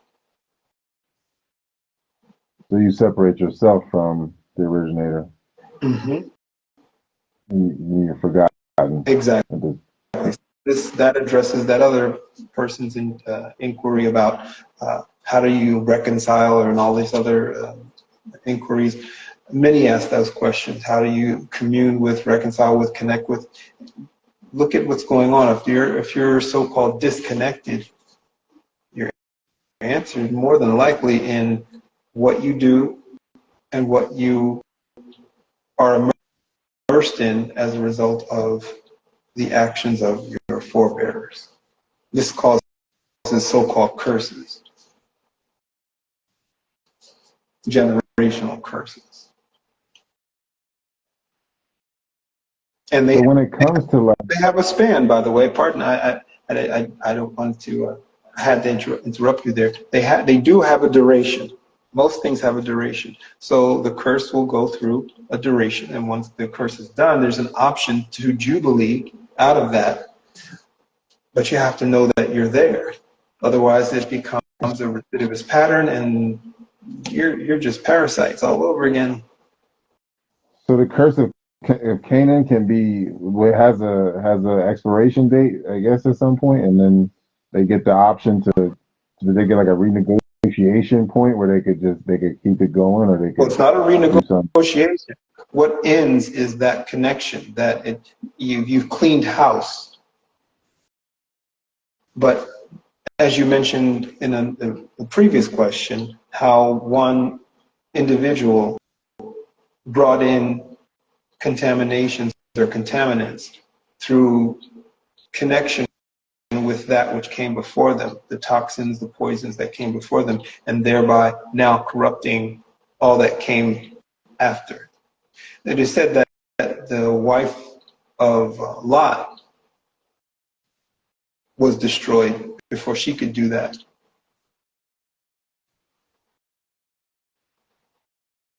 But it didn't stop. Right, it didn't stop because the damage had already been done to her daughters.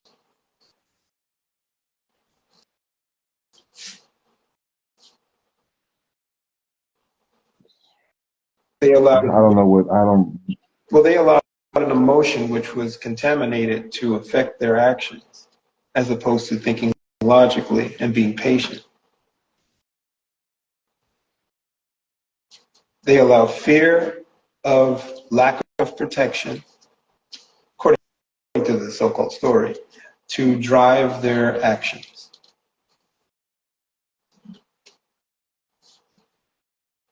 And so then you just from the offspring of that kind of situation, you're going to just get more programs. You're going to get further away from the core reflection or template, and you just pop out a bunch of programs, and then I guess there's like no job for them, because like if you have a soul bearer and they have a bunch of souls, and then maybe they pop out some spirits or some programs to assist in some way, then they have like a role.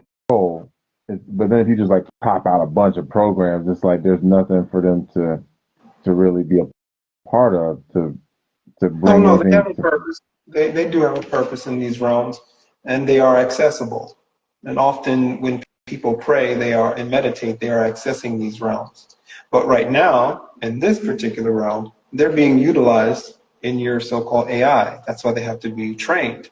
You know, babies have to be trained how to speak and do this and that and walk, etc., to become completely self-aware and sentient. Well, that's why, you use this aborted realm and, untimely realm, untimely demise realm, and you put all of that into an elemental technology. And mind you, these are more than just silicone. They're molybdenum, silicone, and a few other elements that actually draw in and create that connection or convergence that I mentioned before. This helps manifest, at least temporarily, in a non-living thing, a place, a temporary housing for these so-called forces. And these forces are not so-called demons. These are the beings that come from or didn't come from. In other words, they weren't born or they didn't arrive. They come from the realm, usually from, abortion, but not just abortion, but from what a man does. Remember, the male houses a lot. He's the main force that impregnates the female. And so who's walking around with all of these potential souls within? These keys that unlock souls? Males. And they do a lot of damage to themselves, and they allow a lot of things to happen to themselves. And especially boys who are unprotected, their fathers should be educating them, if you will, or enlightening them, whatever, apprising them of who they are, their special purpose, and how they need to protect themselves and how they need to communicate what's going on with themselves, so that nothing's left up to chance. Because often that so-called, I think you mentioned this in the past, that the succubus energy or spirit attacks boys and attacks males during particular vulnerable states, sleep, and it ingests that which can become a soul. So now you have something in another realm as a result of being ingested. And all this stuff gets used against you. These beings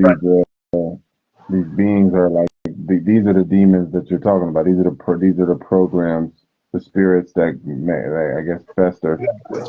There was a so-called ritual done during a particular so-called dynasty through the heads of state in order to manifest souls for Anubis, because Anubis would chew out and defecate out or spit out that which is passable, and that which is not would just go through the realm of the lower realms.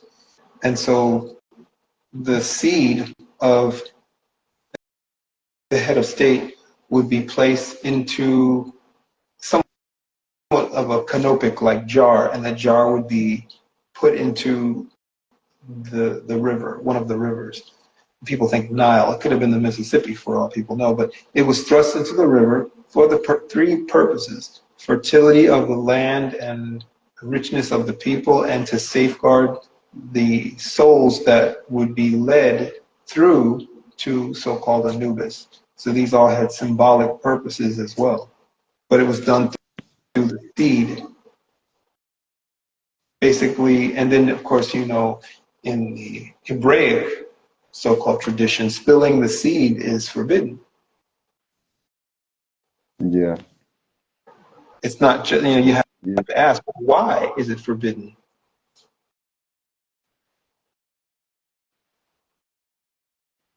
Yeah, I mean, like an abortion. So who's guilty of more abortions? Yeah, not the dudes by far. Mm-hmm. Dudes by far, males or men or males, whatever. Dudes, whatever, by far. So I mean, when it comes when it comes to a spirit program though, like the soul bearer, that's like the dreamer of the group, or I guess all the souls are dreaming, but then there's like an actual like archetypal dreamer, and that they're like the light. The soul bearer is like kind of like the light bearer, right? Because they actually they got the keys to like open the kingdom, to have access to creation, and like so when a spirit, like, what is a spirit program? What is a dream to a spirit program? Are they even dreaming, or are they always just like by proxy dreaming through the soul bearer's dream? Like, like through fiat, like through like by virtue of the soul bearer bringing the light through, turn the lights on, they get to experience dreams or what a dream is just by proximity or however you want, just by virtue of the soul bearer turning the lights on and then having some type of access. It, like like if you were to go into a spirit uh, dream experience, like would it just is it just like a dream prison, or are they just like off, like when you turn a video game off and it just like there's nothing, they're just off? Well, we would And then ask those who are classified as spirit bodies, but all sentients dream, and regardless of whether they are soul bearer or just a spirit body, all sentients dream, and each of them can be blocked from their dreams or dream connection based on what they do, what has been done to them, and where they are. For most, you're immersed we're always in a sea, but you're immersed in grids, artificial grids, and these artificial grids will impose themselves on your natural rhythms or your organic rhythms. That is why you are to fortify yourself, strengthen yourself, and not allow yourself to succumb to all of these unnecessary stimuli. Although they're all around you and going through you as a portal, you don't have to be contaminated by them.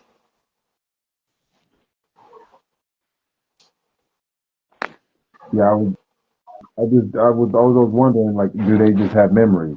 Is it just memories that are like implants in a sense, or what? In this physical embodiment that everyone has, elements like melanin,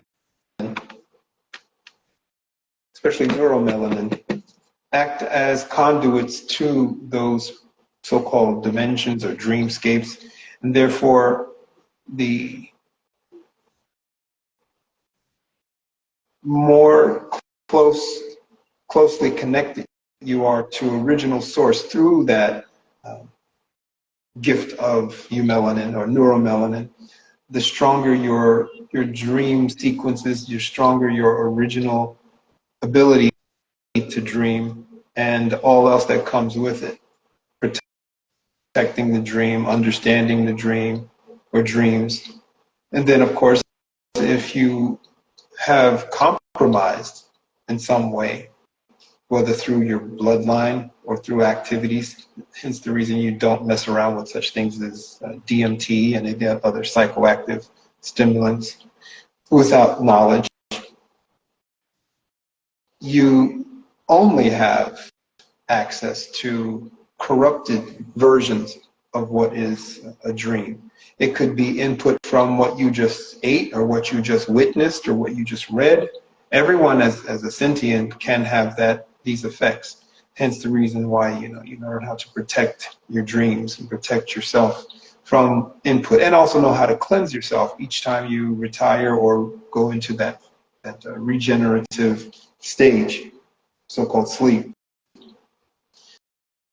But as a so-called spirit body, solely a spirit body, you still have access to dreams. It might be a weakened way of accessing them, but it's still there. Everyone has access to these facets of themselves, the dream world, the dreamscape. Everyone has access to them. The more the world of beings, of sentient beings, becomes contaminated, the weaker those connections are. So that means you have to be creative and vigilant so that you can not only experience but enjoy these realms, these dream realms. Let no one take them away from you. You've heard, let no one take away your dreams. Well, they're talking about it in the so-called conscious sense, the consciousness realm of your goals and objectives. I'm referring to what is equally, if not more important, and that's your access to the dream realm, which is your conduit to knowledge, understanding, or as some say, understanding, to yourself, to what's going on in yourself, to access to what's around you, and then, of course, to your potential. Everything ties into that realm, the dream realm. It's what you mentioned earlier, the realm that you are in before you arrive and when you leave. So you want to make sure that that access is strong. So like as you like, because as you grow and you live more time, your perception of time is different. Like if you've only been alive 5 years, a year is a lot of time. But if you've been alive 50 years, then a year is kind of like, a week almost. It's almost like a month or something, maybe. It And all like, depends on who you are. yeah, yeah, for sure. And the way you take care of yourself. And so, um, like when you're, I guess you're going into this dream state as you get older, as like you should be getting, I guess, a stronger and stronger connection as your body ages, I guess, because you're going into that, like, you're going into the transition of experiencing like a different perception of time, or lack thereof, I guess, in a sense, because You have to be wary of that, and that's great that you brought this up. Again, with the parasites. Parasites emit particular signals as well as chemical signals within your bloodstream, and these chemical signals are absorbed by your cells, primarily your brain cells, and they affect those so-called organs that are responsible for the emanation and deciphering of so-called dreams. In other words, these organs are this is a very loose analogy, the TV screens to your dreams. So anything can get into the transmissions, and parasites do get into those transmissions. And if you have no clue about them and you haven't been cleansing at least, and also deciphering for yourself the patterns and separating them, discriminating and delineating what is and what shouldn't be from what should be and what is, then that whole access to what you believe is your dream realm is actually the parasite dream realm. So you become part of their realm, and now they've just eaten your dream realm, and therefore the realm you exist within is in a parasitic realm. so you have like a synthetic dream realm, is what you're saying. A synthetic dream realm, which it's not something that you just experience at that point of so-called demise. This has been ongoing. You just haven't addressed it. Those so-called blackout periods where you just don't remember anything, or those periods where it's completely cryptic and chaotic, those are actual signs. If you were in your so-called conscious state, the waking state, and you were experiencing similar actions or similar displays of so-called cognition, you would be considered drunk or under the influence of some drug. You wouldn't be able to do anything that requires motor skills or dexterity, because you'd be falling all over the place. You'd have to just sit it out. And that's what goes on in these dreams. You're placed into euphoria. These are similar signs that you are under the influence, parasitic influence. There are various fungi and molds that do the same thing. While they eat their prey, they give them this sense of euphoria, but at the same time, what's created is a dream realm within, based on either memories or that which can be cooked up within that sentient. And so while that sentient thing or that creature is being devoured alive, they are witnessing within themselves a false, as you put it, an artificial dream realm. And they accept it as their own. So like when you're a soul, or like you actually, or a soul bearer, or someone that is self-aware as a soul, like you're coming into this physical experience from a totally different perspective than someone that is not a soul, right? I mean, like, because I guess your access or your experience of yourself is totally different, I would assume, because if you're just a program, then going like it's like the inverse in a sense. Like they say, like you're not the thing is like, are you a spiritual being having a human experience, or are you a human having a spiritual experience? Like if you're a program, you like the spiritual realm or the ethereal realm or whatever, astral or what have you, like that is more so a smaller part of your identity. Whereas like if you're coming from the originator, then your identity is more so with eternity and or reality rather, heaven or whatever you want to call that. And this experience is like a small part of your overall experience of yourself. So like the way you weigh uh, things in life decisions and stuff, like you have a totally different perspective of how to weigh stuff than somebody that doesn't really get to like dreams are like more so like vacation for the program, whereas like uh dreams are home, or dreaming or whatever is more like home to the soul. That's what I'm gathering, like from my experience, and just from meeting you. That's what I think. I don't know if that's accurate, but that's because To an how intellect, could you? to a spirit intellect, a dream is a sense of reality, while in a so-called unconscious state. If you want to say that's different from a soul bearer's dreams, sure, it more than likely is.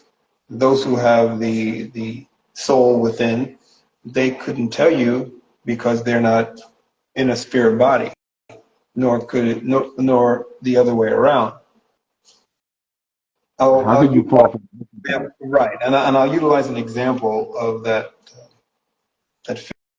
fairy tale written by, well, not written by, but turned into an animated film by Walt Short Eyes Disney called Pinocchio. Pinocchio was having conversations all throughout the movie, up until the time when he received what, a spirit? The only difference is his outward appearance. You could tell he was not the same as, all those around him, like Geppetto or whatever. You could tell he's not the same. But at the same time, he was doing what? He was communing, he was communicating. So for all purposes, he was real in that sense. And of course, they perverted at the end. What does he do? He prays or beseeches, and then what? This fairy, angel, deity, goddess, whatever, they don't say what, grants him life, and he becomes a real boy. According to the so-called Disney tale, the pederastic Disney tale, he becomes a real boy. The original is dark, I heard. Exactly. So that's why I said the pederastic Disney tale. He becomes a real boy. So yeah, like, cause like if you were, I don't know, if you're coming out of it, if you're in this is your realm. Like you don't, like you said, like you're like a video game character that doesn't ever leave a part of the game. Like you're in that part of the game. Like as soon as the main characters, they leave that level, you stay there. You're in that part of the That would game. And be so the player would be the one with the soul. They can go to all the so-called levels. The spirit bodies would be those who remain in particular levels, but then you see a manifestation of them in another level. is that incarnation, reincarnation. They manifest certain types of characteristics that you saw in their previous versions, or they're just the same. This is one of the so-called attributes or characteristics that help you define or see what is, not define, but determine spirit body versus soul bearer. That should help you in the so-called mating, pardon the term, game as well. That's why you have a house of spirits and maybe a soul or two in there if you mate with someone who is not of the same realm. You have splits within families, separate nations within families, but you work it out because there's a core to it all, and you know that if you're able to access that, you can get above and beyond all that. But most don't. They don't even go to that point. And then you get family chaos. I mean, it can go from mild to madness. Yeah. No, I mean, one of my neighbors growing up, so one of his sons ended up, because it was different nations in the house, different baby dads. Then one of the stepsons or whatever ended up shooting it out in the house, killed the dad and everything. It's like it could get like you said, man, it could go to from just bitterness or rifts to absolute, death. And like, so that's why I was like, I guess wondering, I guess how I guess that's how it's so easy for the program to be in the state of the stupor, because you're not really experiencing, you're like disjointed. You're not really experiencing what actual, like direct connection is. Like you're getting connection by virtue of the soul that, for whatever reason, is working with you if they do. And outside of that, like how do you really directly commune with the originator if your dreams are kind of I just don't know how you could separate it. Like if your waking life or your existence is you're just a part of this, you're in a confined state in a sense, as far as like you're almost like a train on a track and the soul is like a plane, and like so you're in this one level and you just in this track and the plane can just go to another level. And so, like, I would just assume that, like, if that's your waking state, your consciousness, or your dreaming state, like, you can only access but so far. Like, that's how I guess it's easy for them, for a spirit, to feel, I guess, like there's no point in even. Well, there is. Any type of parasitic force will want you to do opposite of living, hurt that which you are not, or hurt yourself, or both. And I mentioned this not only to you, but I mentioned this before when it comes to, let's look at ourselves. Why would one gender despise the other gender? Because you can't impregnate, or because you can't carry a life inside? That's silly. And so you're going to be bitter about it and hateful of. Why are you not looking at your purpose and yourself and seeing what you are to do and how you work together with others, even though you're not them? Everything is different, and that's wonderful. But at the same time, we should know how to put things together, like putting together blocks that work together, and being wondrous in our everyday revelations and in everyday guidance, or being guided.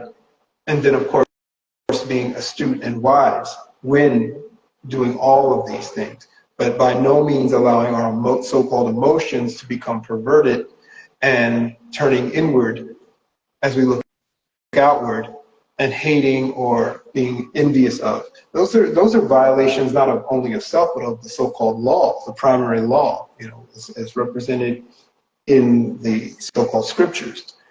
Don't covet. That would be an act of coveting. Looking at someone Yeah. who has, soul bearer versus spirit body and wanting what they have, as opposed to looking at what you already have and what your purpose is, and recognizing that you play a role. Your vessel, I was going to say body, your vessel can do the same thing within.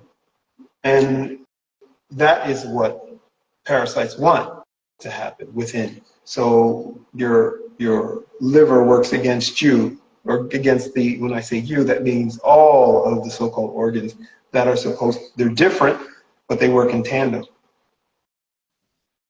And if you're still feeling inadequate or less than, you shouldn't. That's an emotion that's parasitic. It's attempting to get you into another pattern realm again. That shouldn't be in your vision. That shouldn't be in your thought processes at all. Yeah, I guess what I'm like the thing that I guess that I find trouble with is the clone thing. Like if you never like, 'cause like you were saying, like that there's people that are basically fatherless in the sense that they're not they weren't created from the ultimate father. So because like it's like a clone, it's like a sidestep. It's not like a line. There's no seed line. So they're like fatherless in that sense. They're like, and so they like I guess I'm wondering, like, are the dreams inherited?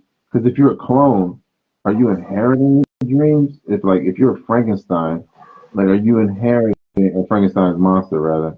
Are you or in these circumstances, if you're like a chimera or just an outright clone of some sort, are you inheriting these dreams from other beings or from just because if you're a clone, I would assume that you just have the same dreams and the same blank spots in your system, and are these things inherited? Like, can a dream be inherited? Can they be passed along? Certainly. It's done all the time. And not only that, you don't have to even go that far back in your so-called bloodline. And it doesn't even have to be your bloodline. It can be related to influence. Dreams are nothing more than the similar aspect of your mind, so-called mind, in its so-called active state. And mind you, you're always active, even when you're in that sleep state. And therefore Even when you're pardon? you said even when you're bones, I guess there's some type of activity metaphysically, I guess. The activity there is in the ethereal realm. And in those realms, what goes on there is for those realms. But the connection between where you once were and who you once were remains in those elements, primarily within the bones, because the bones are what last until they are no more.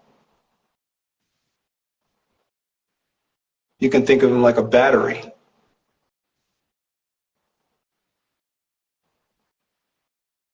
They're your connection to so-called infinity as opposed to eternity. So it's like the animal thing, kind of like if animals have bones. I guess they go through the same thing, like that they Types of experience. animals. Yeah, certain types of animals, the ones we know that have a bone frame and spine, etc. Yeah, they too have a degree of longevity outside of their living selves. Hence the reason why those who do see, sometimes witness an apparition of an animal. I've had dreams of an animal that has died or animals that have died. I don't know if it's just my own thing like that. I guess I was asking about the memories. Like if I'm a mashup of a bunch of things, or if I'm a clone, like 'Cause I remember you were talking about like, does Frankenstein, does he have he has memories that aren't even his because he's all these things. Hmm. So so it's like how much I guess I want to know how much is an implant, and because you're saying like there's a synthetic dream state that's created off of these biochemical signals and metaphysical signals from these parasites, like forming this synthetic dreamscape. If the Like how much of the memories are that? Mhm. What percentage of your memories are true? What percentage of your memories are induced from opportunistic sources or forces? Depending on Yeah, how you've been living, you can say the percentage is greater or great, depending on what you have been doing and and how you have immersed yourself into that that system. So if you have invested into that system and you think, okay, this is legit, these are real, these are you, it's hard to pull away from that because now you have to deny self. You have to analyze self. And that takes more than just so-called introspection. That truly takes real fasting. And then, of course, with that, and I show you how to do these things in my initiatives, my mentoring initiatives. It takes some time to get to those points, but you're obligated, I think, to do that while you're here. yeah. I remember you were saying that like the different types of saliva, like if you stop eating starch, then you stop having the automated response to swallow because you're not producing amylase, Exactly. and then and that lets you, I guess, fully be your body stays calm enough to really actually dream. Yeah. True. Um. So one of the last questions that I had from somebody was they were like well, how did the meltdown happen, like, or the Tartarian meltdown or the motherboard being fried. They they asked how did this happen, what is the process of that, like what how would I'm not quite. you know how would you know that it's about to happen too? When you say the motherboard, are you referring to so-called society or the world? Yeah, The like world's. when, like when everything started to melt, like where the buildings were just melting, and just the rocks, like what you said, liquefaction, right? Mm-hmm. Like what? You How did mentioned this? yesterday. Yeah, how did this happen? And how? Because some people obviously survived, and some structures, for the most part, kind of survived. So how did it happen, and then how do you know that it's about to happen? Well, you can look at your realm today and recognize that these so-called changes are repeat patterns, but there's no recognition of the patterns. That is a sign right there. A religion, I won't name any names, but any religion, most religions, they don't want you to recognize the patterns. They might hint at them, but there's no in-depth analysis to show you how everyone's patterns are part of this entire structure we call a world. So what you indulge in, what you think about, what you think you're thinking about, it all plays a part or a role in the existence of this realm. And of course, then it would play a part in the destruction of this realm. You can't have it both ways. You know, some of these people who like to use affirmations and promote positive thought and new age thought, they will say you manifest or you create, in a sense, your own world. Well, to some degree that is accurate. Obviously, in many other ways it's not, because why would anyone in their right mind want to manifest abject poverty for themselves? But at the same time, you must go into the individual's thought patterns in addition to other patterns to see how they are connected with others and how they manifest the worlds around them. So, for example, look at poverty. For example, in the so-called U.S., most of the people in poverty, if not 99% of them, they don't want to be in poverty. Who would want to be? But at the same time, what is maintaining that poverty? One of the main things is the lack of separation and unification at the same time. Separating that which doesn't belong outside of self and that which doesn't belong within self. And then a unification of that which does belong together in order to end particular patterns, patterns that maintain lack of autonomy and community all at the same time, patterns that allow intrusion and conflation from external forces. And then, of course, lack of knowledge about how to invoke the power of the Most High.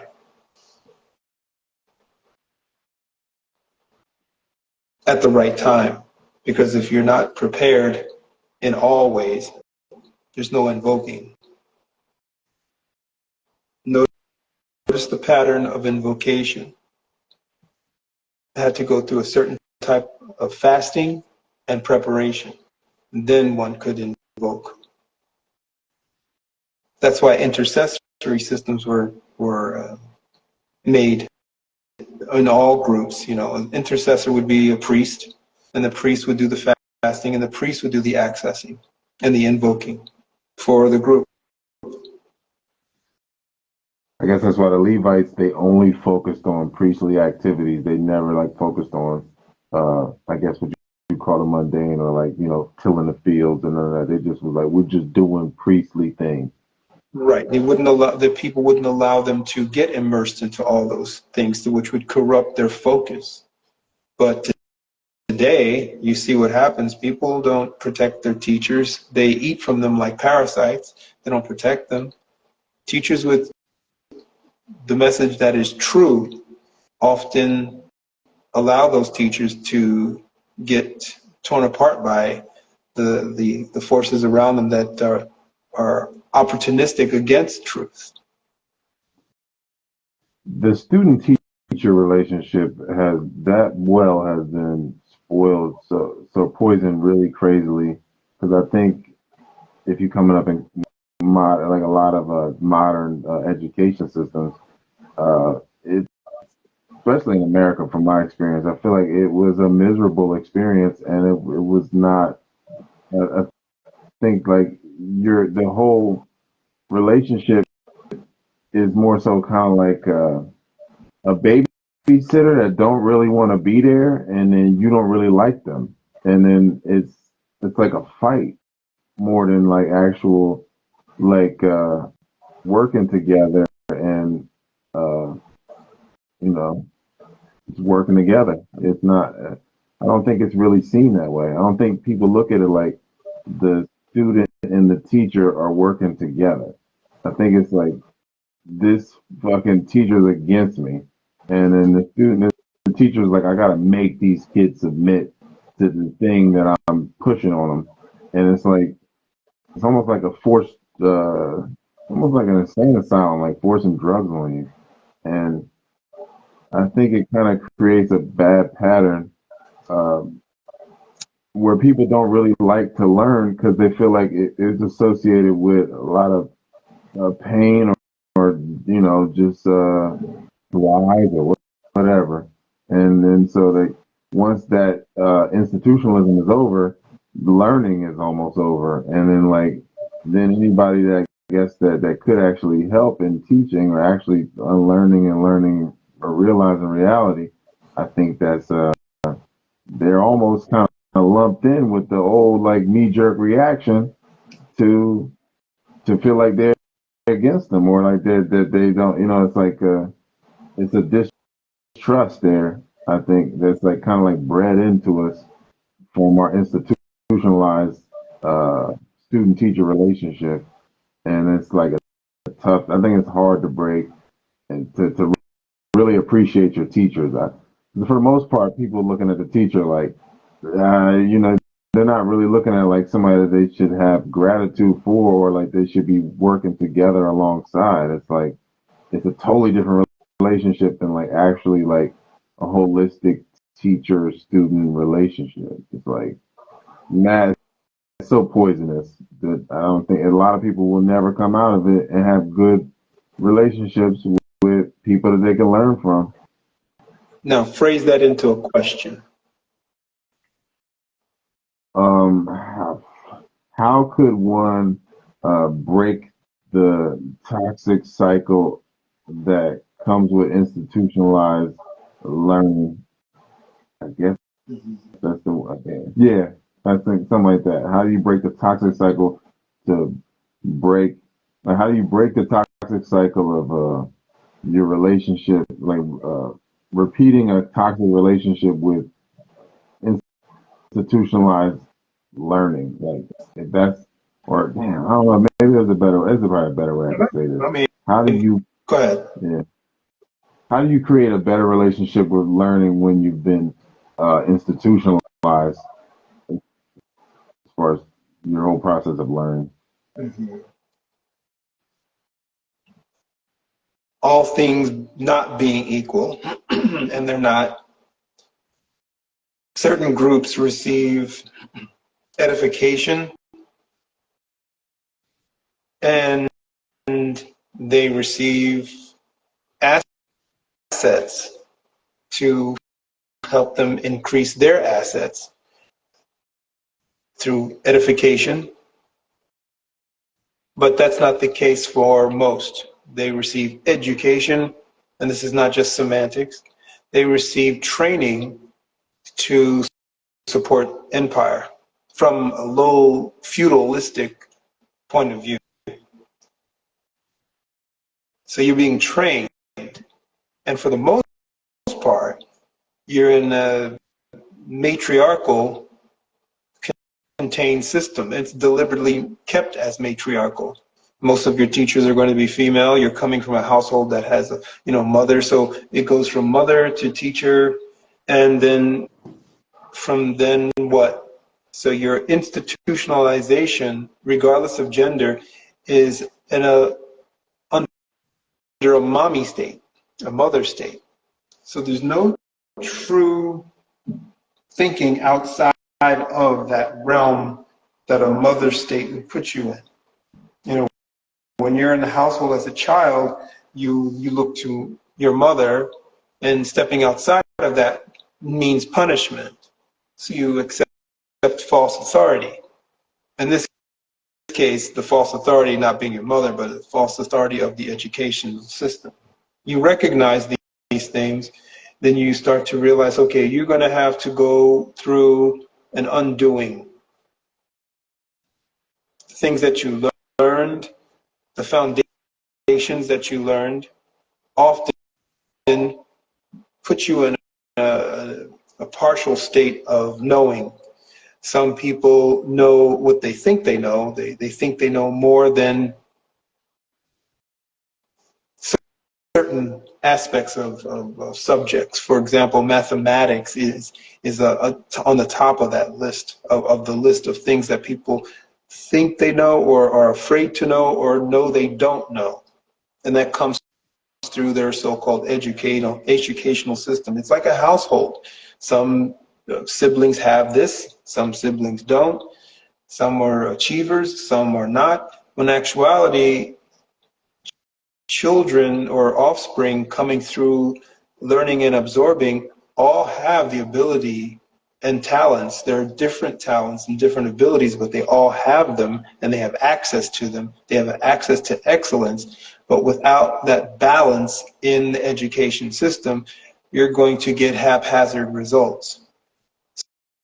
So that's why you find, especially now in this what did I call it, the matriarchal gyno-focused syndromes of today, you'll find more females who are being successful in the system. They have a female in front of them they can identify with. It's easy to learn from, even if they don't like the female in front of them. But the male has to balance that out internally and push down anything that is masculine or male focused while in this system. And of course, when it comes to education and educators, there's bias, obviously. And it transcends not only gender, it transcends the bloodlines too. Teachers, and if there's emotional state going on because it's a female teacher, she might have higher expectations for certain groups and lower expectations for others. This means that the education system should not be. It's not that it needs to be restructured, and not that it's broken, it just shouldn't be. Your primary learning and absorbing starts in your household, but it cannot start in your household because the household is imbalanced, and more than likely the people that are your guides and protectors, they lack the know-how because they came through a similar system. Obviously, in a wealthy household, I don't know how many people listening are from those types of so-called households, they know full well that they didn't get exposed to what I'm referring to and what you are referring to. So their viewpoint or their perspective is going to be totally different. And it shows in what they are at the time that they leave an education, so-called education or institutional system, and comparing it to all others. All others are in service of the empire. It shows. And you become a willing component of so-called slave. Whereas the others are taught how to be controllers. And at least autonomous. And of course, they have the assets to do so too. What does it say? It says that there are components that are required in the learning absorption process within an empire. In an organic state, no, all you need is access to all of the realms. You need no distractions, which of course that is not the case in educational systems. There are many distractions. I won't even name them, there's so many. So how is anyone learning and absorbing? They're not absorbing, they're just learning. Undoing that, as I said, is difficult.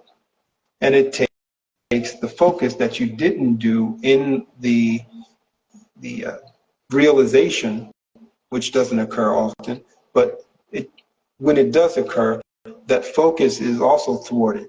Now that you're out of the system, you've graduated, etc., you should have more time for focus or give yourself time to focus. It's very difficult because now, the education so-called system is set up to take you from one realm to the other of servitude to the empire. So it's very difficult because of all the encumbrances that you now have, getting your bills paid, going to work on time, dealing with whatever so-called drama. These are all emotional based. So the focus time is when?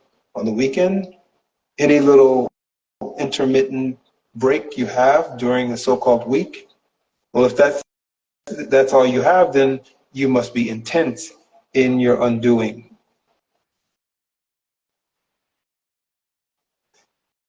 And then after that, one at a time, not all together, one at a time, you start to refocus on the mathematics that might have been missed out on. You start undoing the lies that were taught to you about the physical sciences. You tie that in with what you know about soul and spirit. You do the same with chemistry. All the so-called basics and foundations that you were passed through. you might think you know, and you might have more skills than some, let's say your sibling or your best friend. But at the same time, if you were to truly analyze it, you'll see that what you've been given is a format. That's undoing. And this, of course, is going to take time. It doesn't take a long time. You just put together, like they do with the so-called curriculum or program, the pedagogy of a so-called system. You do that on your own, and you create your own curriculum. But it's not based on their foundations. It's not based on the patterns that you are used to. This is Where do you go for true self-edification. where do you go for mathematical support? You know, because I know not everybody could call you and get to learn everything from you with the amount of time that you have to be able to teach just math. But where can someone go to where they can meet you, at least when they do call you, they can meet you at a good spot where they can pick up on their own? They can contact me and we can work through it. I can show them the patterns and structure that will help them come out of that programming that made them so-called handicapped. Many have created within themselves, with the help of the external influences, scar tissue, in a sense, an actual physical manifestation of a block to any kind of mathematics, whether it be mathematics related to finance or mathematics related to measurement. And then that creates an emotional connection as well. So there's, every time things come up, the physical manifestation of nervousness and cortisol, et cetera, or stress factors, they rise too. This helps maintain the blockage. These are the things that come, these are the things I'm referring to when I say undoing, unlearning. You cannot separate them, they're all together. So your physical metabolisms and the so-called spiritual or experimental metabolisms are all connected. And this, of course, works with the memories. Your skill sets are based in memory because you have instant recall in order to use them or utilize them. Well, the so-called education is supposed to have set you up with or imbued you with skills or skill sets that you can readily call upon when you need to. Not just for a job, but think about it. The education system does set you up for recollection of skill sets within a job context, primarily.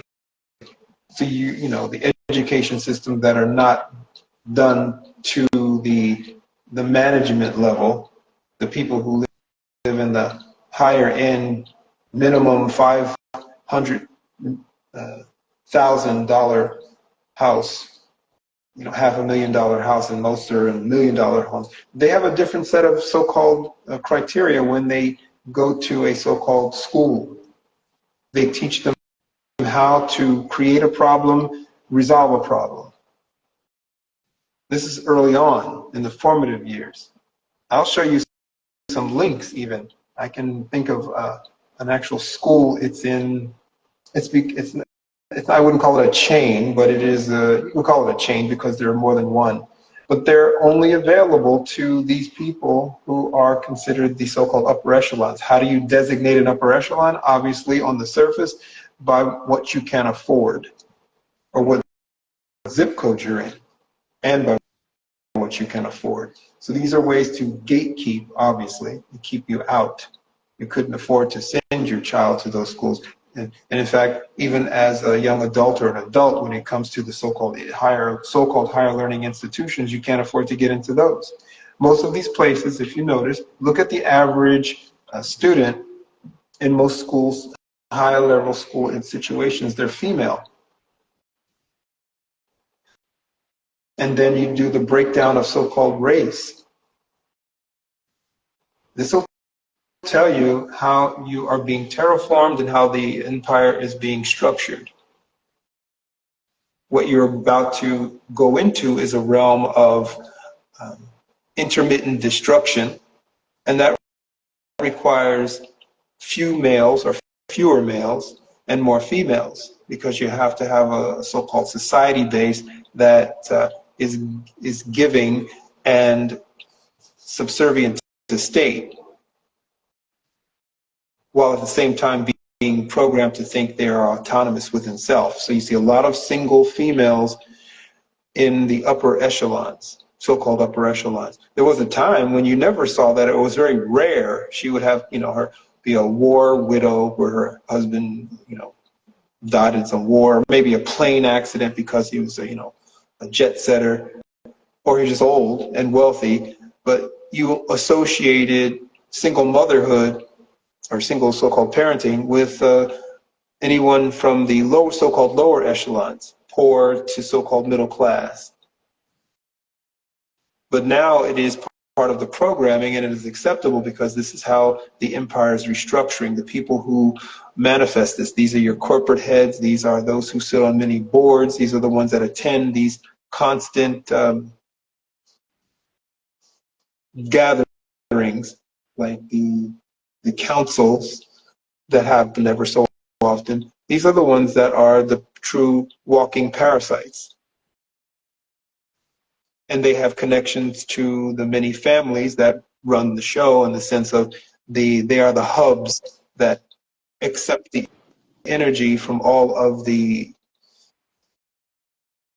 tapping into the veins of the land and tapping into the veins of the people. When from wars, from crimes, when you shoot someone, usually veins are ruptured. Vein trauma causes bleed out, arterial bleed out as well, and you have energy bleed out. That energy bleed out goes somewhere. Where does it go? It goes to these pockets within these places that are set up to absorb human emotion and human tragedy. That's why ghettos, so-called ghettos, are formed, and basically like human compost. And when they're ready, they come in, so-called gentry come in, and they take it over. And then it's no longer a so-called ghetto, but it is rich. It's gold now, from human gold. The education system is all part of that. So in a holistic education system where the grid was in harmony, you have There would have all been those no people. education. There would have been no education system, because It would just be families raising people, right? right, you would work under if you want to call it or give a name to it, it would be more of apprenticing, and therefore you are absorbing the knowledge of the teacher. And like And you said, though, you have access to the realms, but you have access to all the physical realms in this place, and then you realize the access, I guess, to the other realms through the process of apprenticeship, I guess. so again, I want all those listening to look into what actual apprenticeship entail, so they can see the difference and then contrast that with so-called education. Education is a complete denial and diversion from apprenticing, where you now coordinate experimental or so-called spirit, mind, hands, and body to work in tandem in order to create, violating the sentient from that which is your given, your obligation while here. You're to create, but you're not really creating if you're acting as a minor parasite in an empire. You're manifesting energy for a corporation or startup or whatever, or you are emulating it by manifesting your own and doing the same thing, in a sense, or vying for a position so that you too can become, publicly held.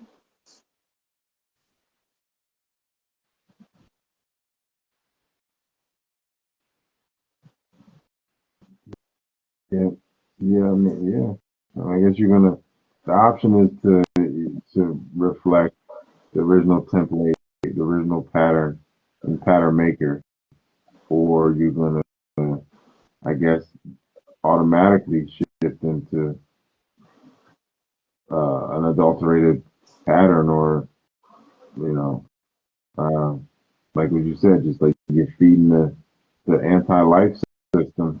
It just, I guess, it just happens. Like the more people forfeit their will, the more the government becomes like externalized, like parasites. Government, and this is a great point to close on, governments are basically all parasitic. They're also distractions too. The purpose of a so-called government is not what you've been told. There's a natural hierarchy or an organic hierarchy of being. It starts with respect of self within, and knowing how self operates, how self functions. So there's a given respect or a default respect that goes with that. When you create adversity, animosity, or diversion or division, you bypass that. You cloak it so no one sees. You don't see the everyone is the other. They're not similar in the sense that they too have a connection to all that is, and they too have a purpose, and that purpose must never be to encroach or invade or become part of a parasitic force. So in order to maintain all of that, you have to maintain repeat pattern cycles, so that it happens again and again. So you get caught up in a basic loop. In those loops, it's very difficult to have a voice that is heard. Therefore, you need to know how to invoke.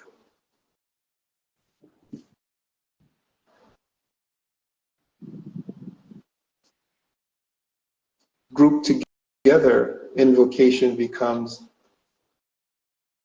like a magnifying glass to the sun, and you can then annihilate that which has no purpose. We look at things along those lines, we recognize that parasitic forces, we don't do anything with our hands with parasitic forces. We do everything with, as you asked before, when a sentient comes here, they're vulnerable. So what do they have as weaponry or defenses? What is in their so-called cerebral cortex? That's their primary defense. That's their primary connection. And that has an access to the so-called gut. It has an access to the so-called core, soul and core.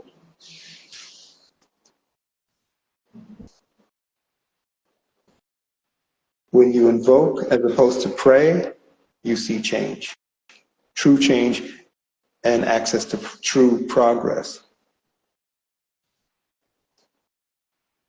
Otherwise, prayer just allows parasites to persist.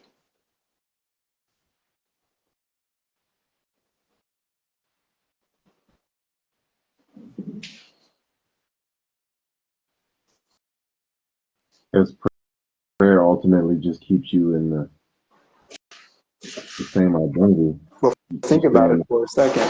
People have been praying for, let's look at how much space in so-called time there has been between, pick one of those dates you talked about earlier. That's a lot of so-called time, and a lot of time for things to occur. And within that timing, a lot of sentients have come and gone, allegedly, and many of them were acting out prayer, correct? What has occurred within that span of so-called time that shows the best for so-called sentience in an aggregate, not based on group, but in the aggregate? Only certain groups show benefit. Those groups are more than likely parasites. So what are they invoking?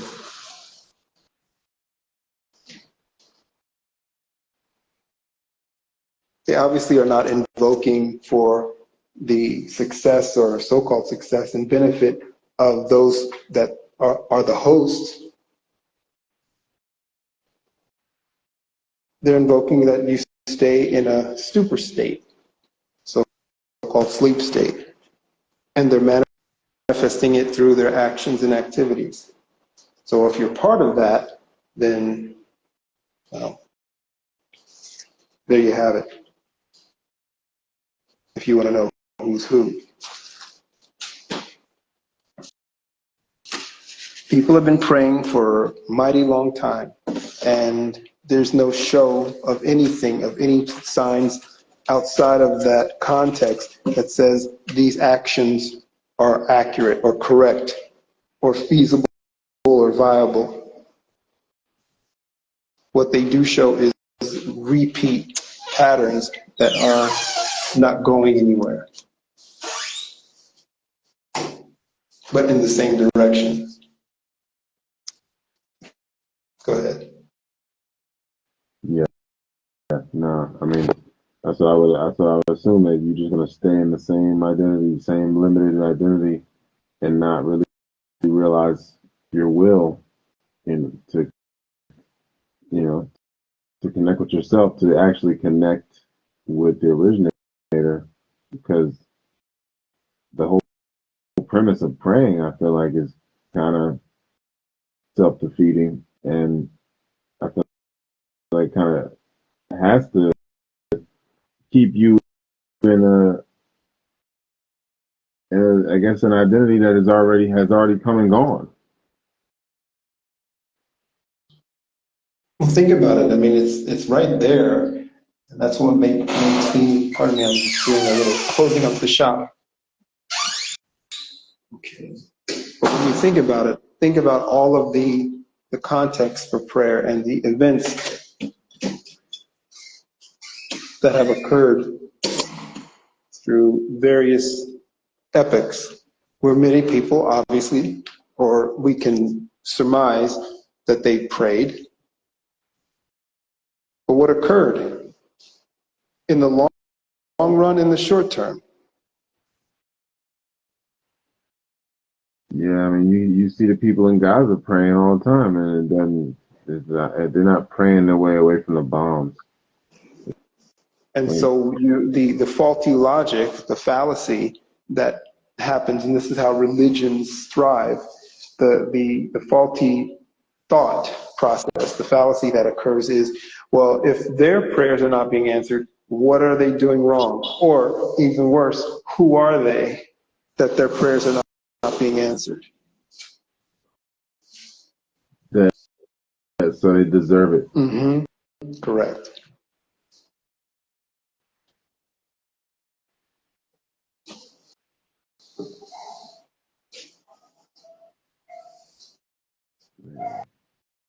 That used to be a battle cry for many during particular wars. God is on our side. There used to be if you look into some of the old posters from the so-called World War II, many thought that. Many of the songs that were used, the propaganda songs that were used to rile up the masculine energy in various sentients, these songs all related to this team spirit, where the spirit was God and the God in the team was on that team side. We see it in award shows, and people thank God for their award. What are they saying? That God somehow influenced the panel or the judges, and therefore they won? Or are they thanking God because they could have done some other things that may not have led them to this award? It's a very immature view of the so-called God. And that is how this parasitic realm wants it to be. Those who are in lead control, if you will, want it to remain. Many people thank intercessors. You see this happen a lot, especially in not just melanated groups, but primarily in melanated groups, especially Aboriginals. You hear them say, thank you, you fill in the blank.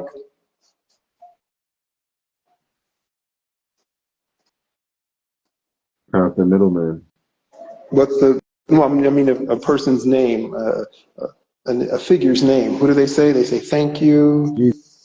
Jesus. Right? Exactly. So they're thanking a being that if they did any minimal research and use logic, might make them question. And then not only that,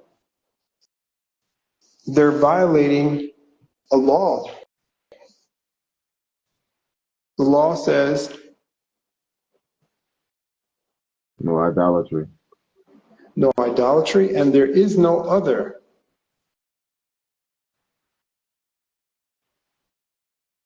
I'm the So, one true right. God.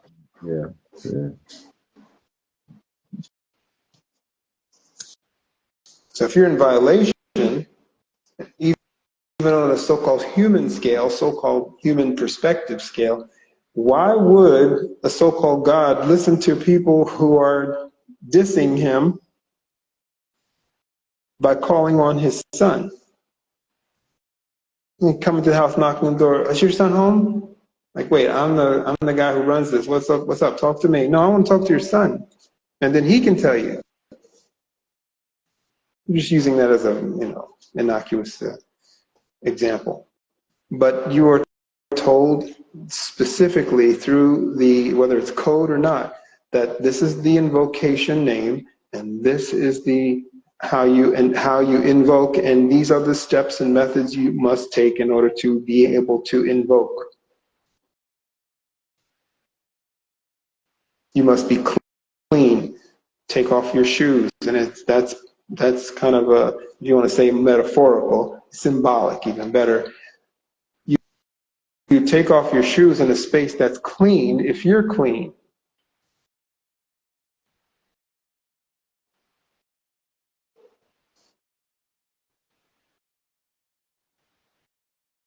You cannot enter a place with dirty feet. You shouldn't want to. You shouldn't want to. Yeah. And I mean that also in the symbolic sense. Yeah. Yeah.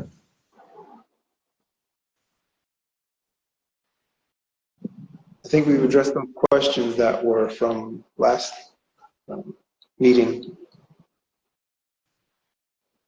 Yeah, I think we definitely went over a large gamut of things, but yeah, I'm pretty sure it's we got to a lot of stuff, and then like people that were asking questions that have already been answered, you guys can refer to Pharaoh's episodes and his Patreon and pharaohshouse.com,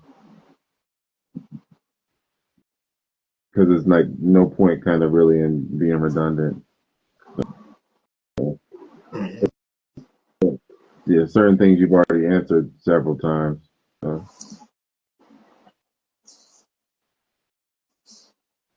And for those who are ready to start something different, obviously, from the patterns that they are on, set up an appointment.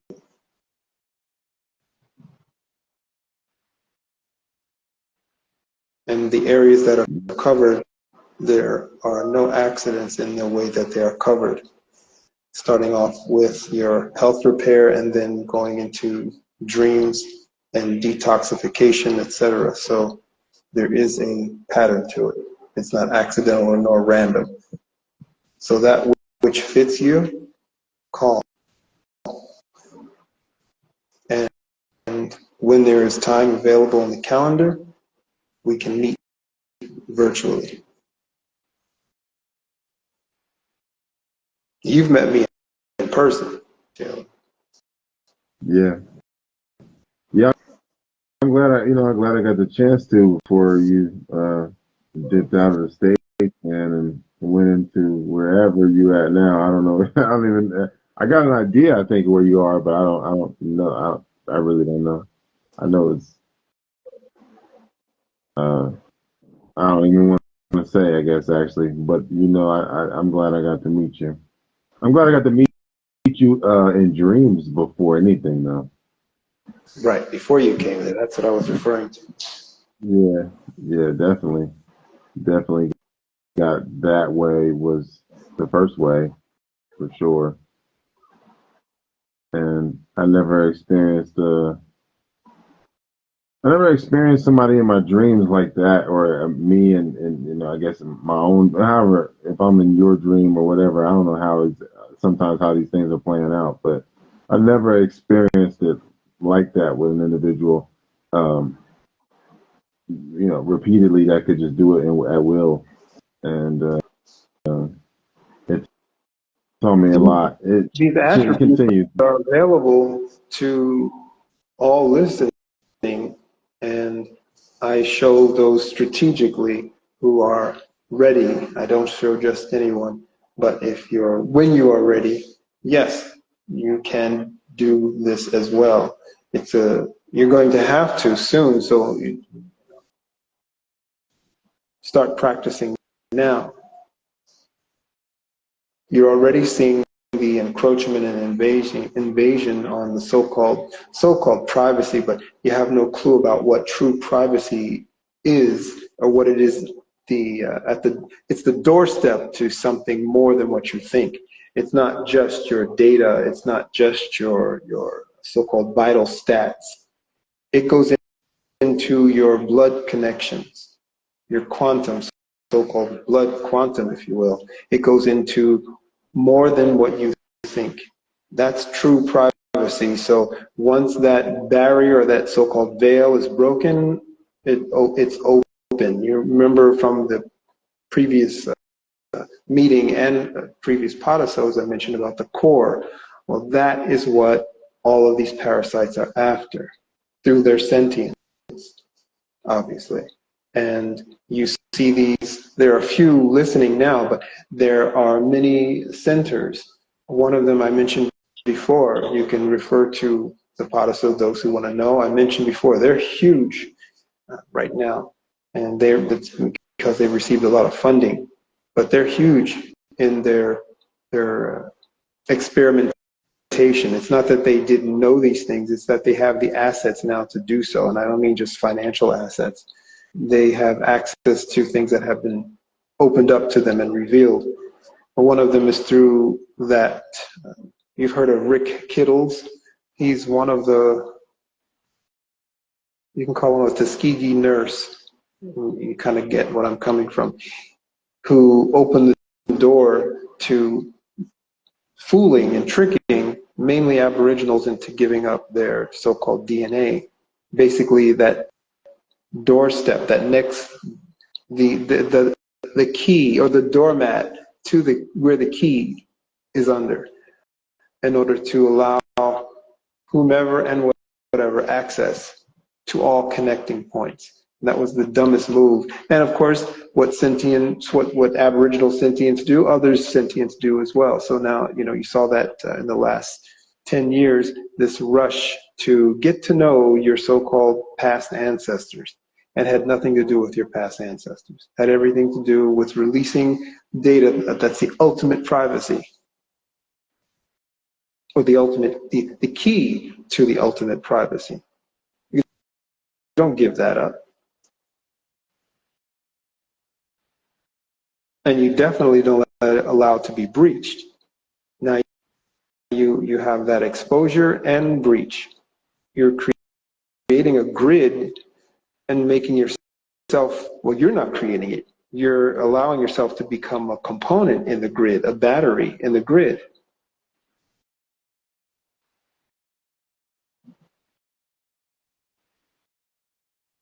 It's just like total colonization of the being, right, of the dreams. You'll be part of the new internet.